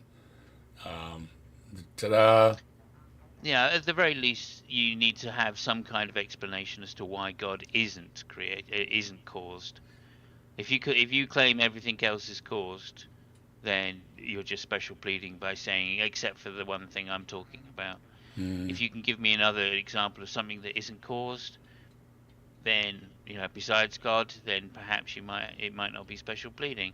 But if you can give that example, then you're just going to be appealing to naturalism anyway. So it goes to the back to what we were talking about earlier, Kurt, Occam's razor. Harris does this if God created the universe, who created God? Christopher Hitchens argues this. To postulate a designer or creator only raises the unanswerable question of who designed the designer. Right. That's a good point. You have the ultimate exception. I mean, is there an exception to the rule or not? And you're opening yourself wide open to exceptions to the rule. So, it's kind of not a rule. And he says that it is difficult or impossible to prove against the philosophers that there cannot be an infinite regress. Something caused the universe, but something caused that, and something caused that, and something caused that, and something caused that. And he said that's a valid answer to him. So it's just what's the Earth sitting on? It's sitting on a turtle. What's the turtle sitting on? It's sitting on another turtle. It just keeps going down. Turtles on turtles on turtles. He thinks that that's a valid argument. Hang on, let me just say this. I mean, maybe valid is the right word to use there in terms of there's no implied contradiction. Right. There is no. This is not a valid argument. First of all, it's a lot of times atheists phrase questions as if they're as if this is a proof against what you're saying. But this is just a question. Perhaps this is not Christians do sometimes too, maybe. Maybe. Yeah.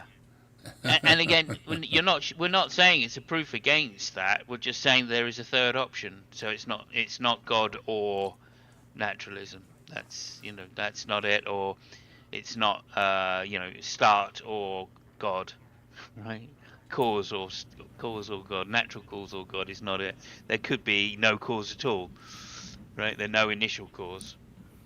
Now, I was a little bit distracted. Did Krauss actually use a turtles analogy? Who used the turtles all the way down? I think that was someone like what's his name, Terry Pratchett or someone, is it? Yeah, it's turtles all the way down. Didn't that originally pop up at a conference when some little old lady Very piped old up? joke. Yeah. What's that? It's an old joke. It's an old joke. I'm not sure that it ever really happened. It's Okay. Well. Who was asked why the world was on a turtle? She said, "Oh, it's turtles all the way down." But I think it's just a joke. We got Jedi dropping the green. Look at it in a second. Oh yeah, nice. But as much evidence for that as there is for God. Okay, we got Tubian. Congratulations, left-handed Jedi. The Apostate Ape. Thank Kevin, to you. Nice. Donnie C. E6719. Newswatcher. Michael Bell. Congratulations. Me. Hecklek. Haven't got there yet. Jay Pesic. Well done, Jay. Jefferson Spatchcock. Why? I think there's some fucking bias going on here. Bretimus 118, and that's it. Yeah, that's all 10, I think. Well, that's all 10 I've got on my screen. Thank you very much, Jedi. And just for you, Jedi, you know what Bigfoot has to say. You rock, let's rock with the fire in our veins. Rock on to the skies, to the thunder and rain. All hail Bigfoot, the legend, the king. He walks among shadows, the wild spirits sing.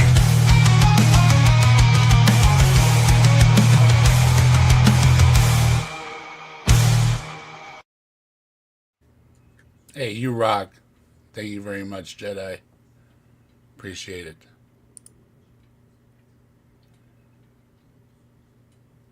Oh, there you go. Hindu mythology has the Earth resting on a turtle. Here we go. Thank the Hindu.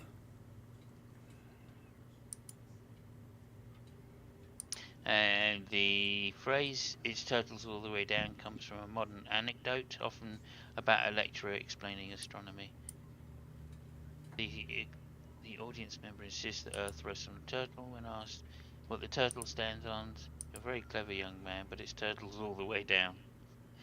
Attributed to various people, including William James, Bertram Russell, but its origin is uncertain. And yeah. My whole point about asking about that was a lot of times Christians will criticize an argument that was actually an analogy being used rather than an argument. And so those kinds of things need to be pointed out, because when you talk about infinities and things, then the turtles all the way down reference is pretty normal. I mean, pretty reasonable. And it's just saying this is analogous to this, and that's kind of what we're either fighting or promoting. Yeah, I think it was, I can't remember who exactly it was. I think it might have been, I can't remember who it was, but I saw it on Skydiver Phil's channel, Phil Helper's channel, where they were reviewing somebody that said, yeah, but it's like the stupidity of the turtles argument, right? It's turtles all the way down. Well, there must be a turtle at the bottom, right? So, and that was a good apologist saying that, right? One of the better, inverted commas, apologists saying that, which goes to show you they just don't understand, right? There is this cognitive dissonance which gets in to go, hang on a minute, I can't make sense of an infinite regress. Congratulations, you can't make sense of an infinite regress. Well done, we're human, yes, congratulations, but that doesn't mean that A, it doesn't exist, and B, it's not a conceptual idea that can be thought about. Both things show that, again, it don't show that it's not true, but it doesn't show that it's false either. So it's not a black and white. It's a black and white fallacy to say it can't exist. Chicago. Is that what it is? Beyond the turtles, you get to God at the bottom. There has to be some at the bottom, right? That's the argument. Yeah. But then the argument is, where does the God come from? Comes from another God. Yeah, below that. And how many are God's sitting all on the that? way down. Yeah, God's all the way down. There's your problem with the argument. If an archaeologist finds an inscription on a buried marble monument, he logically posits that an intelligent human inscribed it there. But suppose Richard Dawkins comes along and says, now your explanation just won't do unless you could tell me who created the human who made the inscription. But that's just a question, that's not actually a disproof. The real problem with this is that they're mistakenly applying the same causality of a created world with an uncreated God. Oh, I love it. Oh, I love that. That's kind of weak that if it's absolutely carved, love that it means more than if somebody wrote it down. Yeah. Well, I love that because the Discovery Institute, one of their arguments is against evolution is, sure, you've got fossils, but how can you prove that those fossils actually produced a child or a baby? Mm-hmm. Oh, there you go. You see, gotcha. Evolution. Fossils don't prove evolution. Mm-hmm. Mike? Yeah. What? Do you know how silly you are when you say that fossils prove evolution? Because you can't prove any of those fossils had kids. Right. Yeah, you can't prove that. Down the drain. Yeah, I was giving you an option to tell me something about why it's wrong. Oh, you were? Yeah, I was trying to, but that's all right. You don't have to. I know. Yeah, it didn't work because I'm Doing something else. distracted right now. Mm-hmm. Yeah. You catching Yeah, mice? We're 2.5 hours in, Mike. I'm not surprised. Don't worry. I'll try to get back on the Also- same page. Yeah. The fossil establishes there was a population of organisms, which is pretty much all you need to do. And typically, you can pretty much guarantee that organisms had sex of some sort, even with themselves, right, Mike? No, not all of them. Rotifers and some salamanders are asexual. That's true. You're right. Always getting corrected by the biological people. Oh, there's a whole bunch of there's a whole bunch of organisms that have sex with themselves. There's always one biologist who knows just a little bit more than you do. There's a whole bunch. I'm sorry. They say if God created the universe, then who created God? I would say if a baker baked a cake, then who baked the baker? Well, no one baked the baker. That's why he was. No, his weed dealer baked the baker. The baker couldn't bake a cake if the baker was baked. I mean, Yeah. I don't Baked know at the if you know- lake. God created the universe, then who created God? Okay. Me. If the baker baked a cake, then who baked the baker?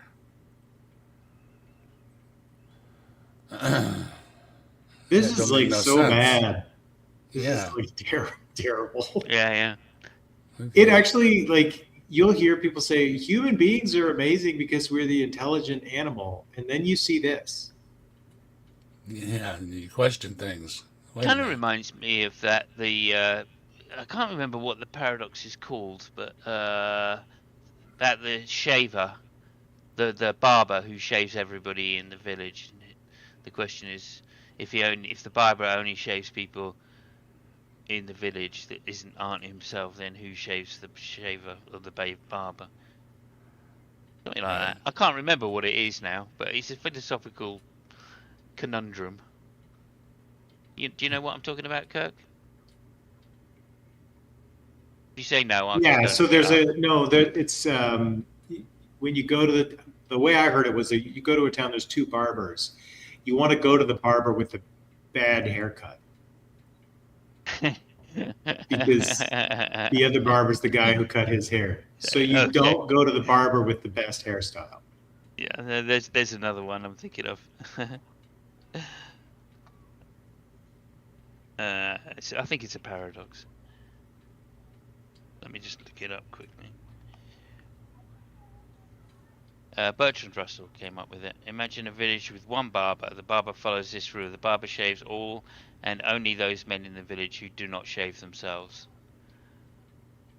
Does the barber shave himself? If he does shave himself, then according to the rule, he should not shave himself because he only shaves men who do not shave themselves. If he does shave himself, then according to the rule, he must shave himself because he shaves all the men who do not shave themselves. Either leads to a contradiction.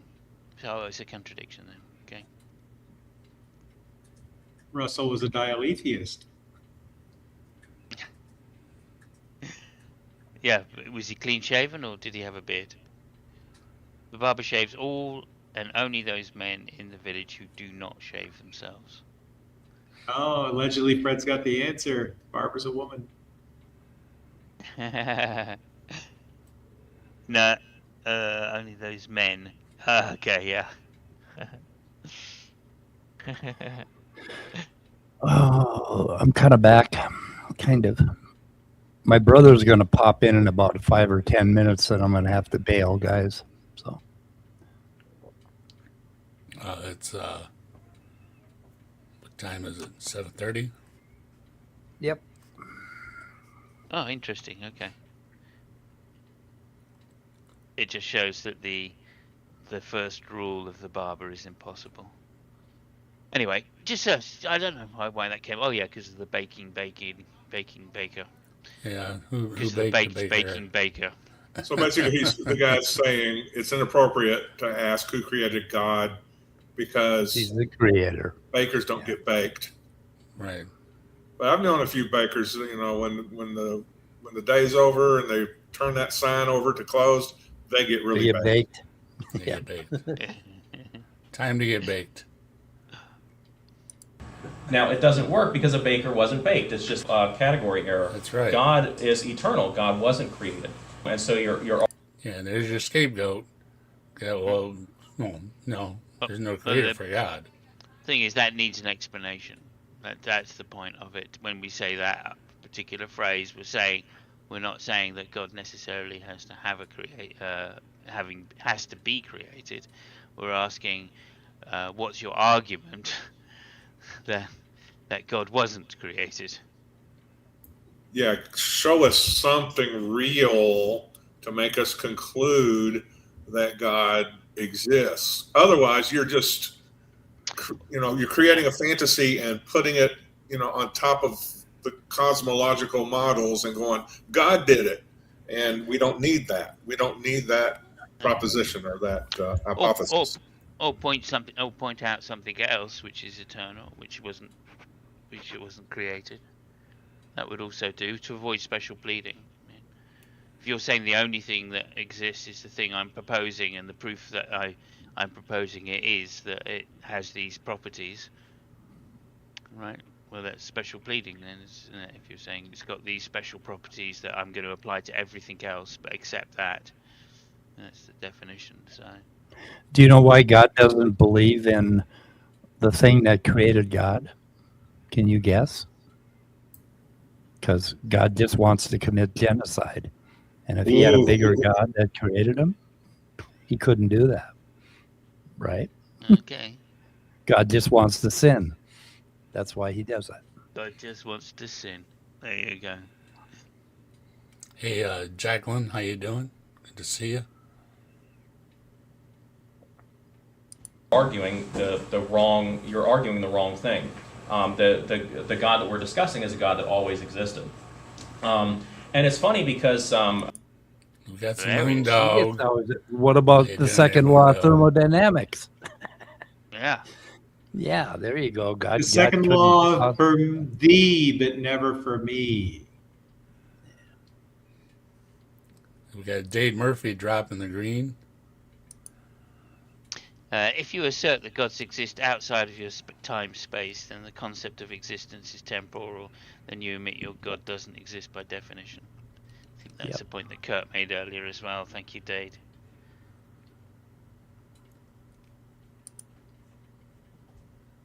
We do appreciate the super chats very much. Thank you very much, Dade Murphy.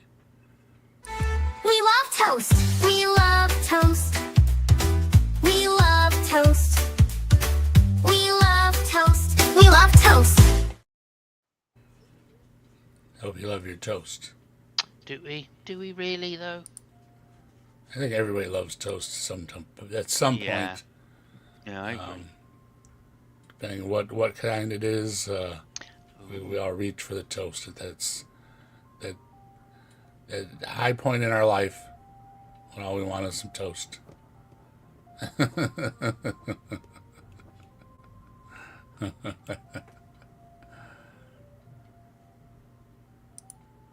this Frank Turret in his book "Stealing from God" says, no. "Finally, why do atheists find it Frank so?" Turek.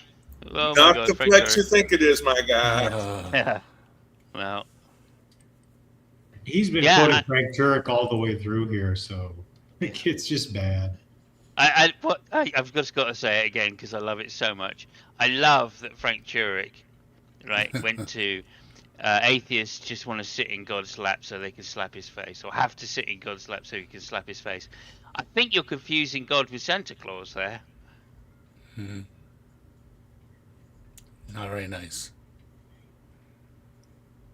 Hard to believe in an eternal God. For centuries, atheists had no problem believing in an eternal universe.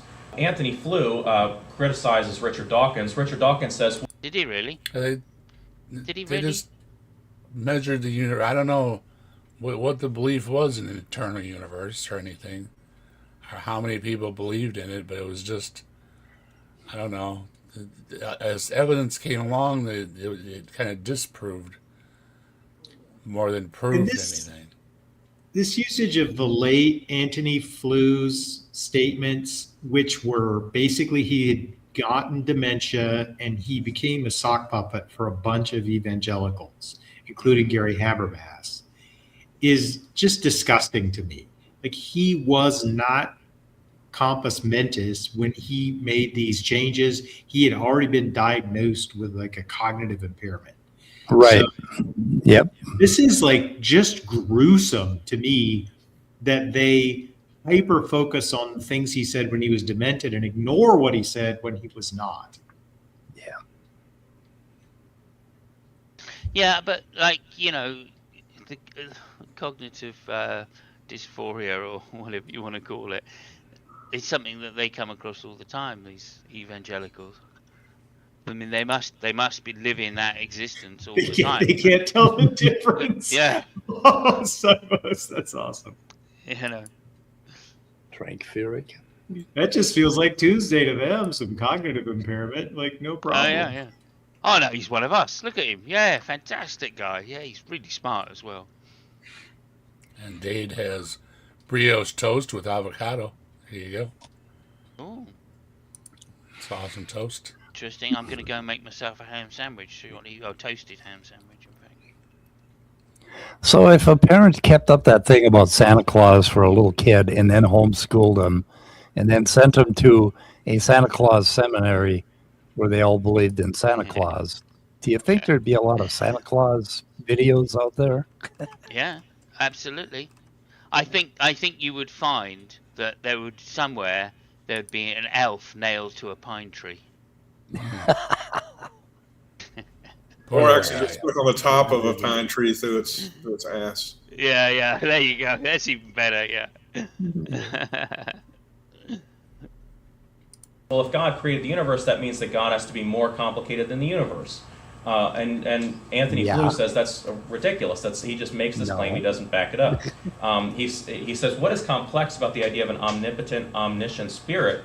An idea so simple that is understood by the adherents of all three great monotheistic religions. God is simple, not complex, because God is a spirit, not a material object, hence does not have parts. But this is just a false argument from Richard Dawkins. One of the things that that's Dan Barker... a trick. That's quite the trick he just pulled there, right? Say that again really quickly. Yeah. Yeah, to a degree. God is spiritual. He's supernatural. He doesn't have to have any. We don't have to have any requirements.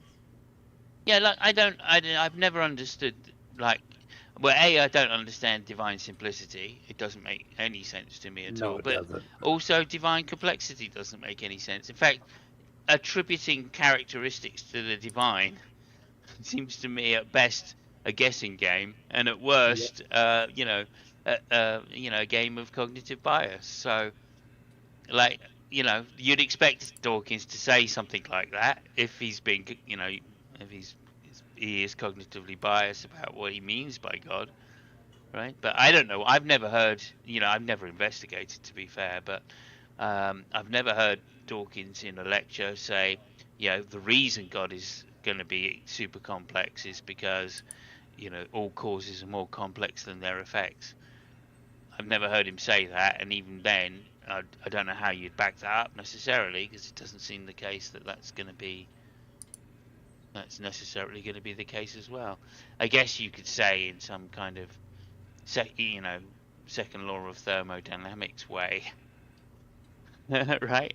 That you're using workable energy between cause and effect, but maybe that's the only way. I don't know. I don't understand it. Kurt, do you know what the argument is for divine simplicity? The idea is that if God has parts, then he isn't like perfectly uniform. So he would have differences in substance. I think it goes back to Thomas Aquinas and before that to Aristotle. Again, a lot of this starts with Aristotle's idea that God is the unmoved mover, and he's so perfect that he can't even interact with material things. So if he's got parts, then that would imply some sort of partability and partition. So God, which of course is so bizarre for the Trinity, right? Like he's got no parts, but he's got three people. It's bad. Yeah. God is a big pudding. He has no parts. Well, no. To be fair, God is a cake, and he eats himself.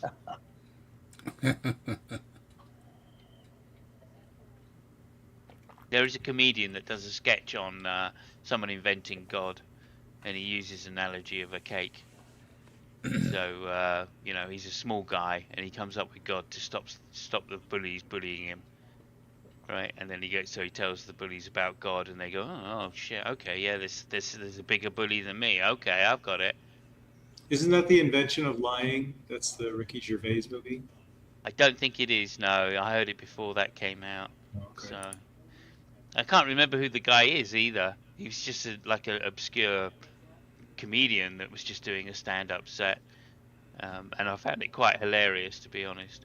But and I wish I could render the joke properly, but it comes up to him of basically he manages to persuade people that God is cake and to worship the cake, so they all start worshipping the cake, and then when the bullies come up to him, he says, look, I've got some cake for you, do you want that instead? So they take the cake and he just gets away with it. So it's just this avoidance for people that are weaker to say, look, I've got a mate who can beat you up. Yeah, my dad's bigger than your dad, kind of argument for Christianity.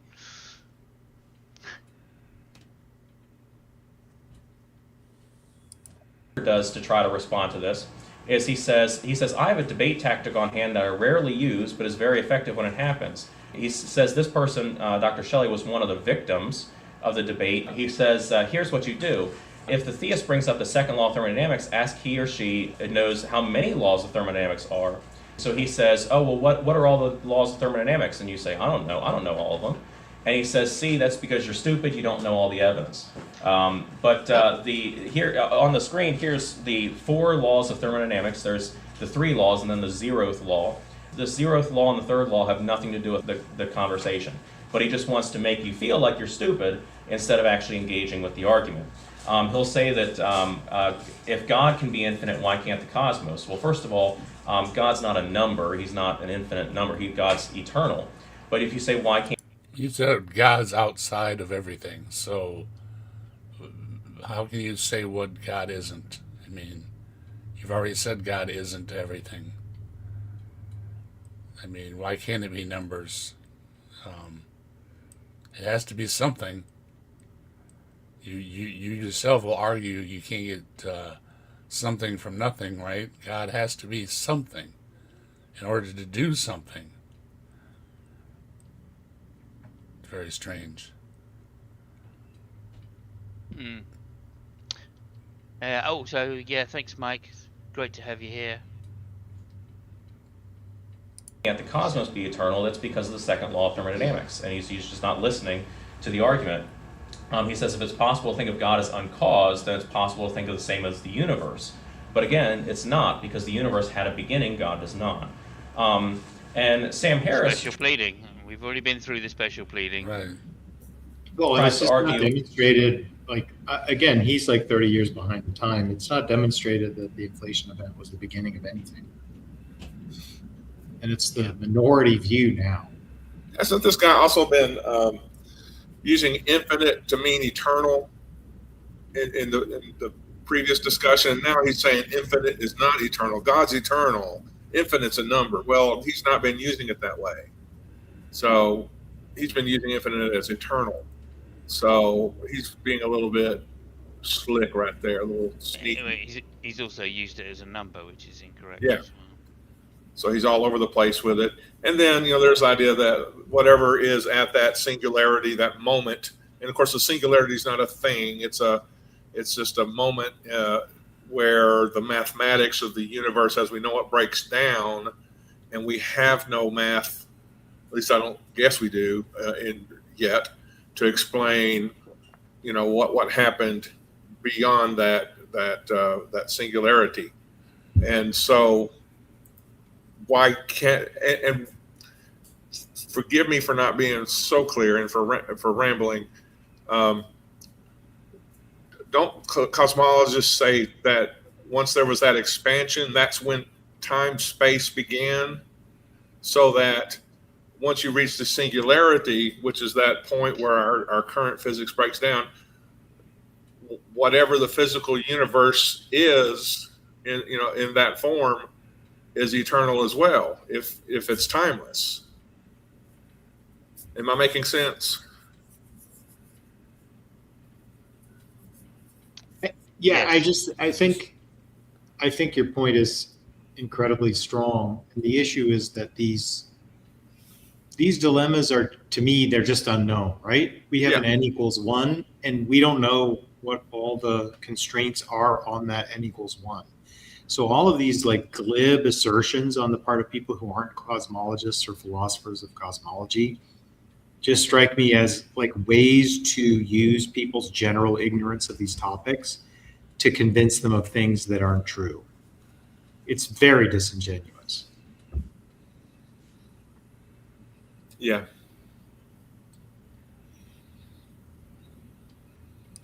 Well, we just don't know where the universe came from, and people who pretend to know are the problem, because you're pretending to know something that you don't. But we are. That's a good point. If you don't know something, say you don't know it. I mean, don't pretend to know it if you don't know it. Let's see what the problem is, so then he doesn't like that point of view. Are basing this off of the evidence. We're saying that we have evidence for a supernatural beginning. That's all we're saying, and we're going to follow the evidence where it leads. You don't have evidence for a supernatural beginning. You've got a line in the Bible that says, "In the beginning, poof, there was everything. God hovered above the waters and formless voids and created the dark from the light and made a day and put people on." And it's not science though. So where he's going with, I don't know. Now, the next argument we're going to look at is the general argument from design. This is the most common argument for God, certainly one of the oldest. Paul writes this in Romans 1:20 as his famous quote. He says, "For the invisible things of him from the creation of the world are clearly seen," having a little play on words. Oh, no. Oh, here we go. Oh, no. No, no, no, no.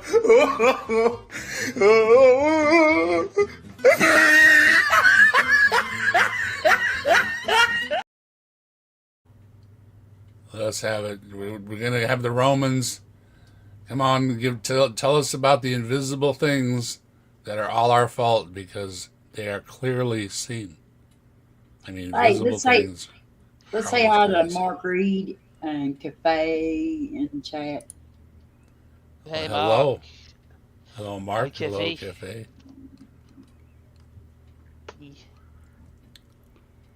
I think you got a membership to my channel, Spooky. Hey, Mark. Hey, Cafe. Yeah, Mark. Mark got a membership today. But Yeah, we Mark really is want to right. see those emojis, Mark. That's right. Everybody that's got the memberships, be dropping those emojis. We like seeing those emojis over there in the chat. And welcome, Mark. Good day. Hope it's a fresh start for your day.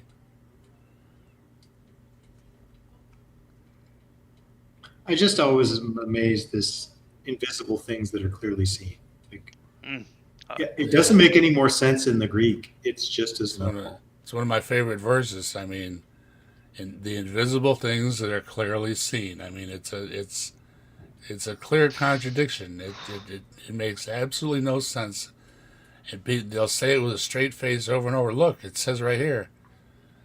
The invisible things that are clearly made, and how they were the process of the creation of it, is clearly made, is clearly seen by the invisible things. And it's like, no, Well, wait a minute. I mean, come on. Yeah, if you follow this to its logical extent, what it should be is that a person anywhere on earth who's born anywhere could reconstruct Christian theology with no Bible. Right. And Yeah, yet, and that's there- clearly not the case. Yeah, there's some kind of force involved in all of this or something. And there's just nothing. There's nothing. it's like I said, it's becoming more and more. People are making the distinction that there's just no good arguments to be had, because you can just move the goalposts and say, well, God just did it as magic.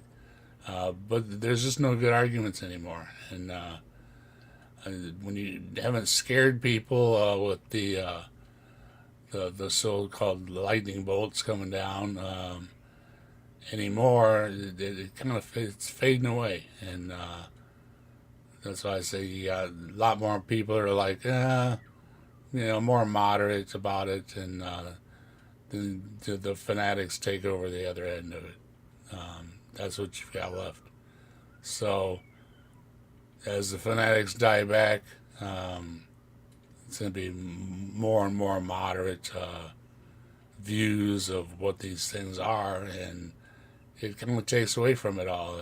The fear and the power and the lightning bolts coming down from above gave religions a lot of power, and they're definitely losing their power there.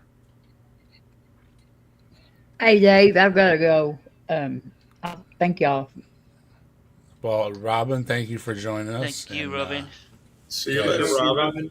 I think I'm gonna have to go to bed. So it's about time to wrap things up. It's a good time to wrap things up with the Romans. Yeah, we can't keep going without Robin. Yeah. Who wants to go on without Robin? Exactly. Thank y'all. One of our favorite books around here is Romans. So you behave there yourself there, you Roman, you.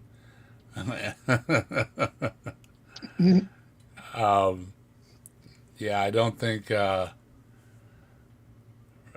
really the Romans are not that big of a worry that we have to be concerned with them. So sorry. And the invisible things just makes me laugh, and I had to make the video up, and so there you go, Romans. Yeah, Dave, I'm gonna bug out too. You take care of yourself, okay? Yep, we're gonna call him in tonight. It's been about 3 hours, and we appreciate you everybody dropping in and hashing through the video with us.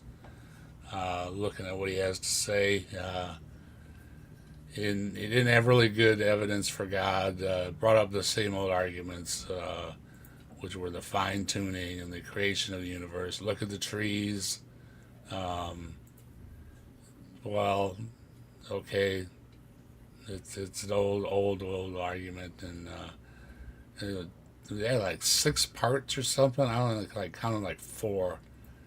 Unless he split the other one up, and it was in 2 or something. But pretty weak arguments for God. Ones I haven't heard before. No, sorry, heard them before.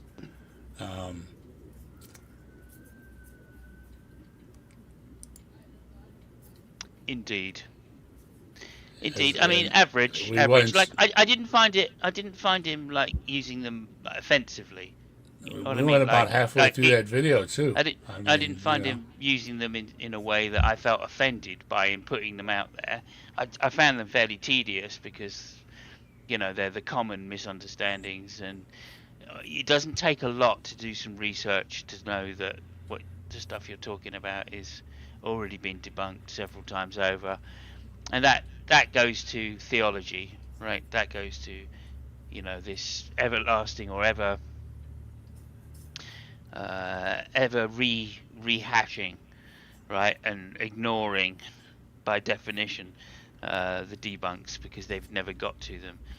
And you'd expect that because he's quoting William Lane Craig and Frank Turek, and these are 2 guys known for never having changed and taken on board any of the mountains of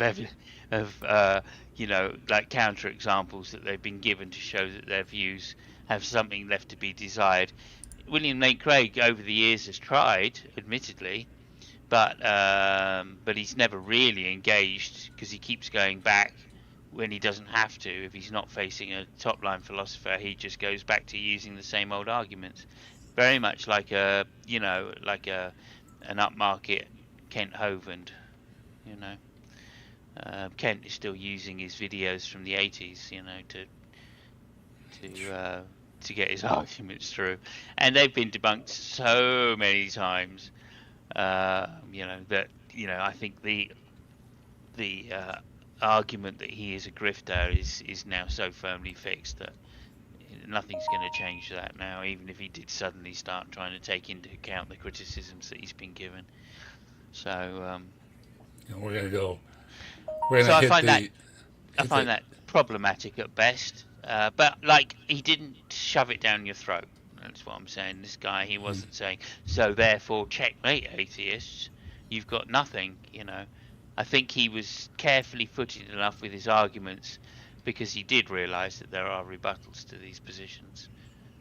So yeah, that would be my guess. We got my starred folder here. We're gonna say thanks to Jasper and Robin Webster and Robin Webster again, and the Reggie Ose and the Dade Murphys and the Dade Murphy and some allegedly Fred. Allegedly Fred, thank you very much. And the Dade Murphy again. Left-handed Jedi. And we're going to top it out with a little more of the Dade Murphy. And to those folks, I also want to send a big shout out from the Bigfoot, from me to you. You rock, let's rock with the fire in our veins. Rock on to the skies, till the thunder and rain. All hail Bigfoot, the legend, the king. He walks among shadows, the wild spirits sing.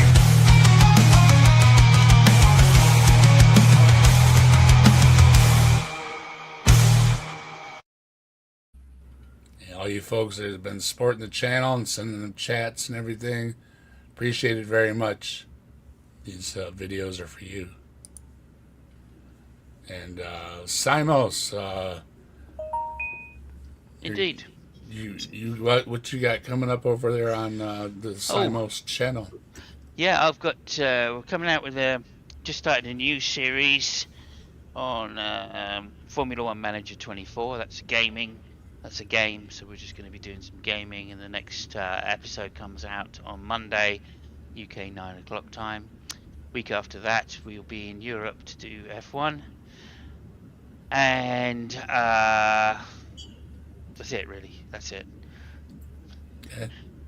I'm tired. I've had a bad day myself. I woke up this morning just feeling awful, and yeah. Anyway. Get yourself some rest, Scott.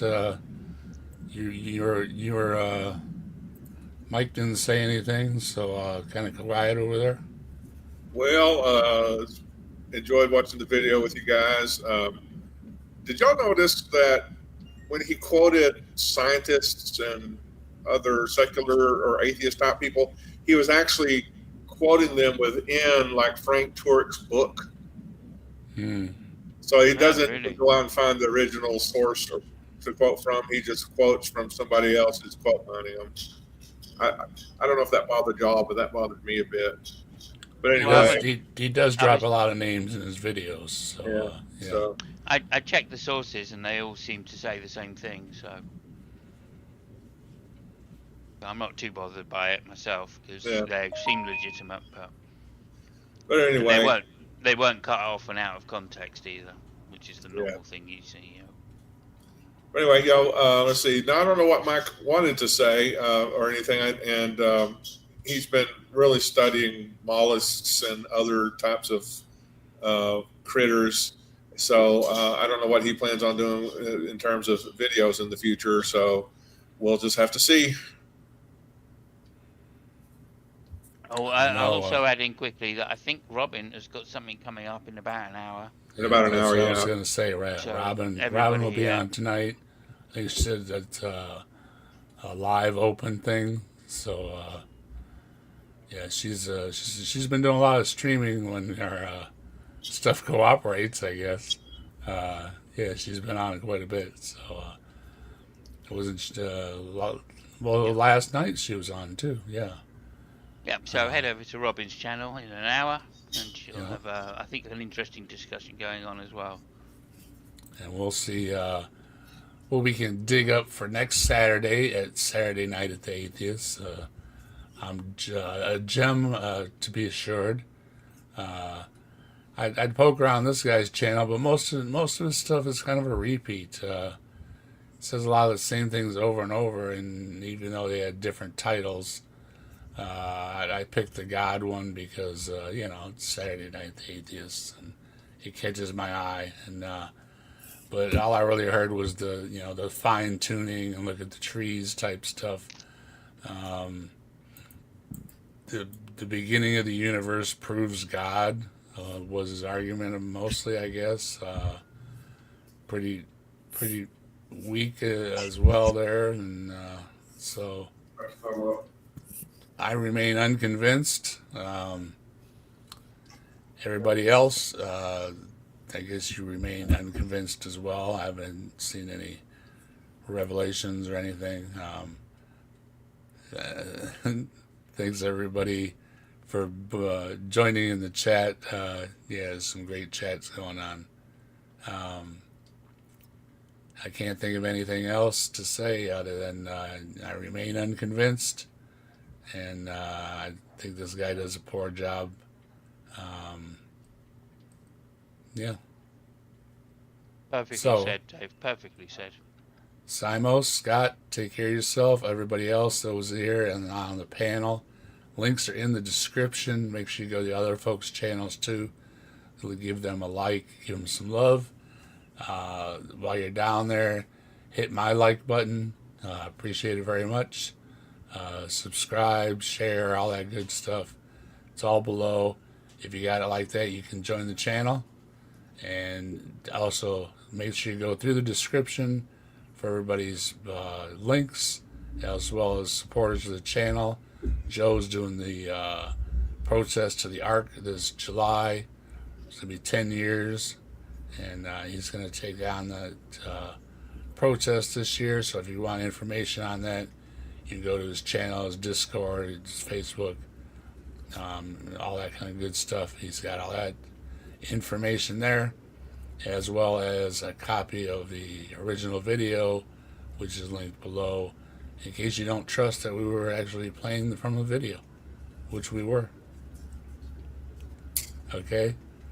And until then, everybody take care of themselves, and we'll go out with the outro. Have a great week. Bye-bye.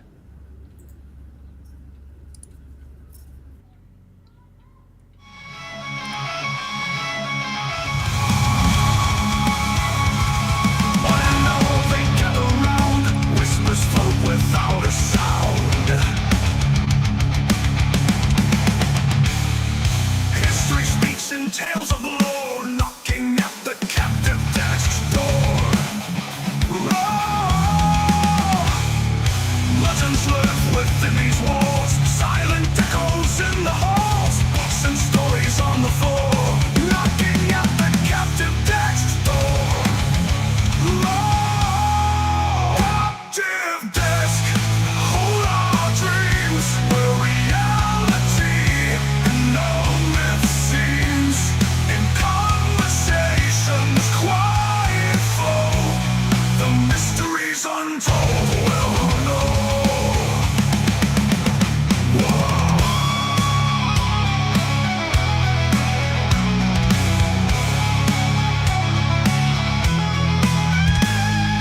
Legends live within these walls, silent echoes in the halls, books and stories on the floor.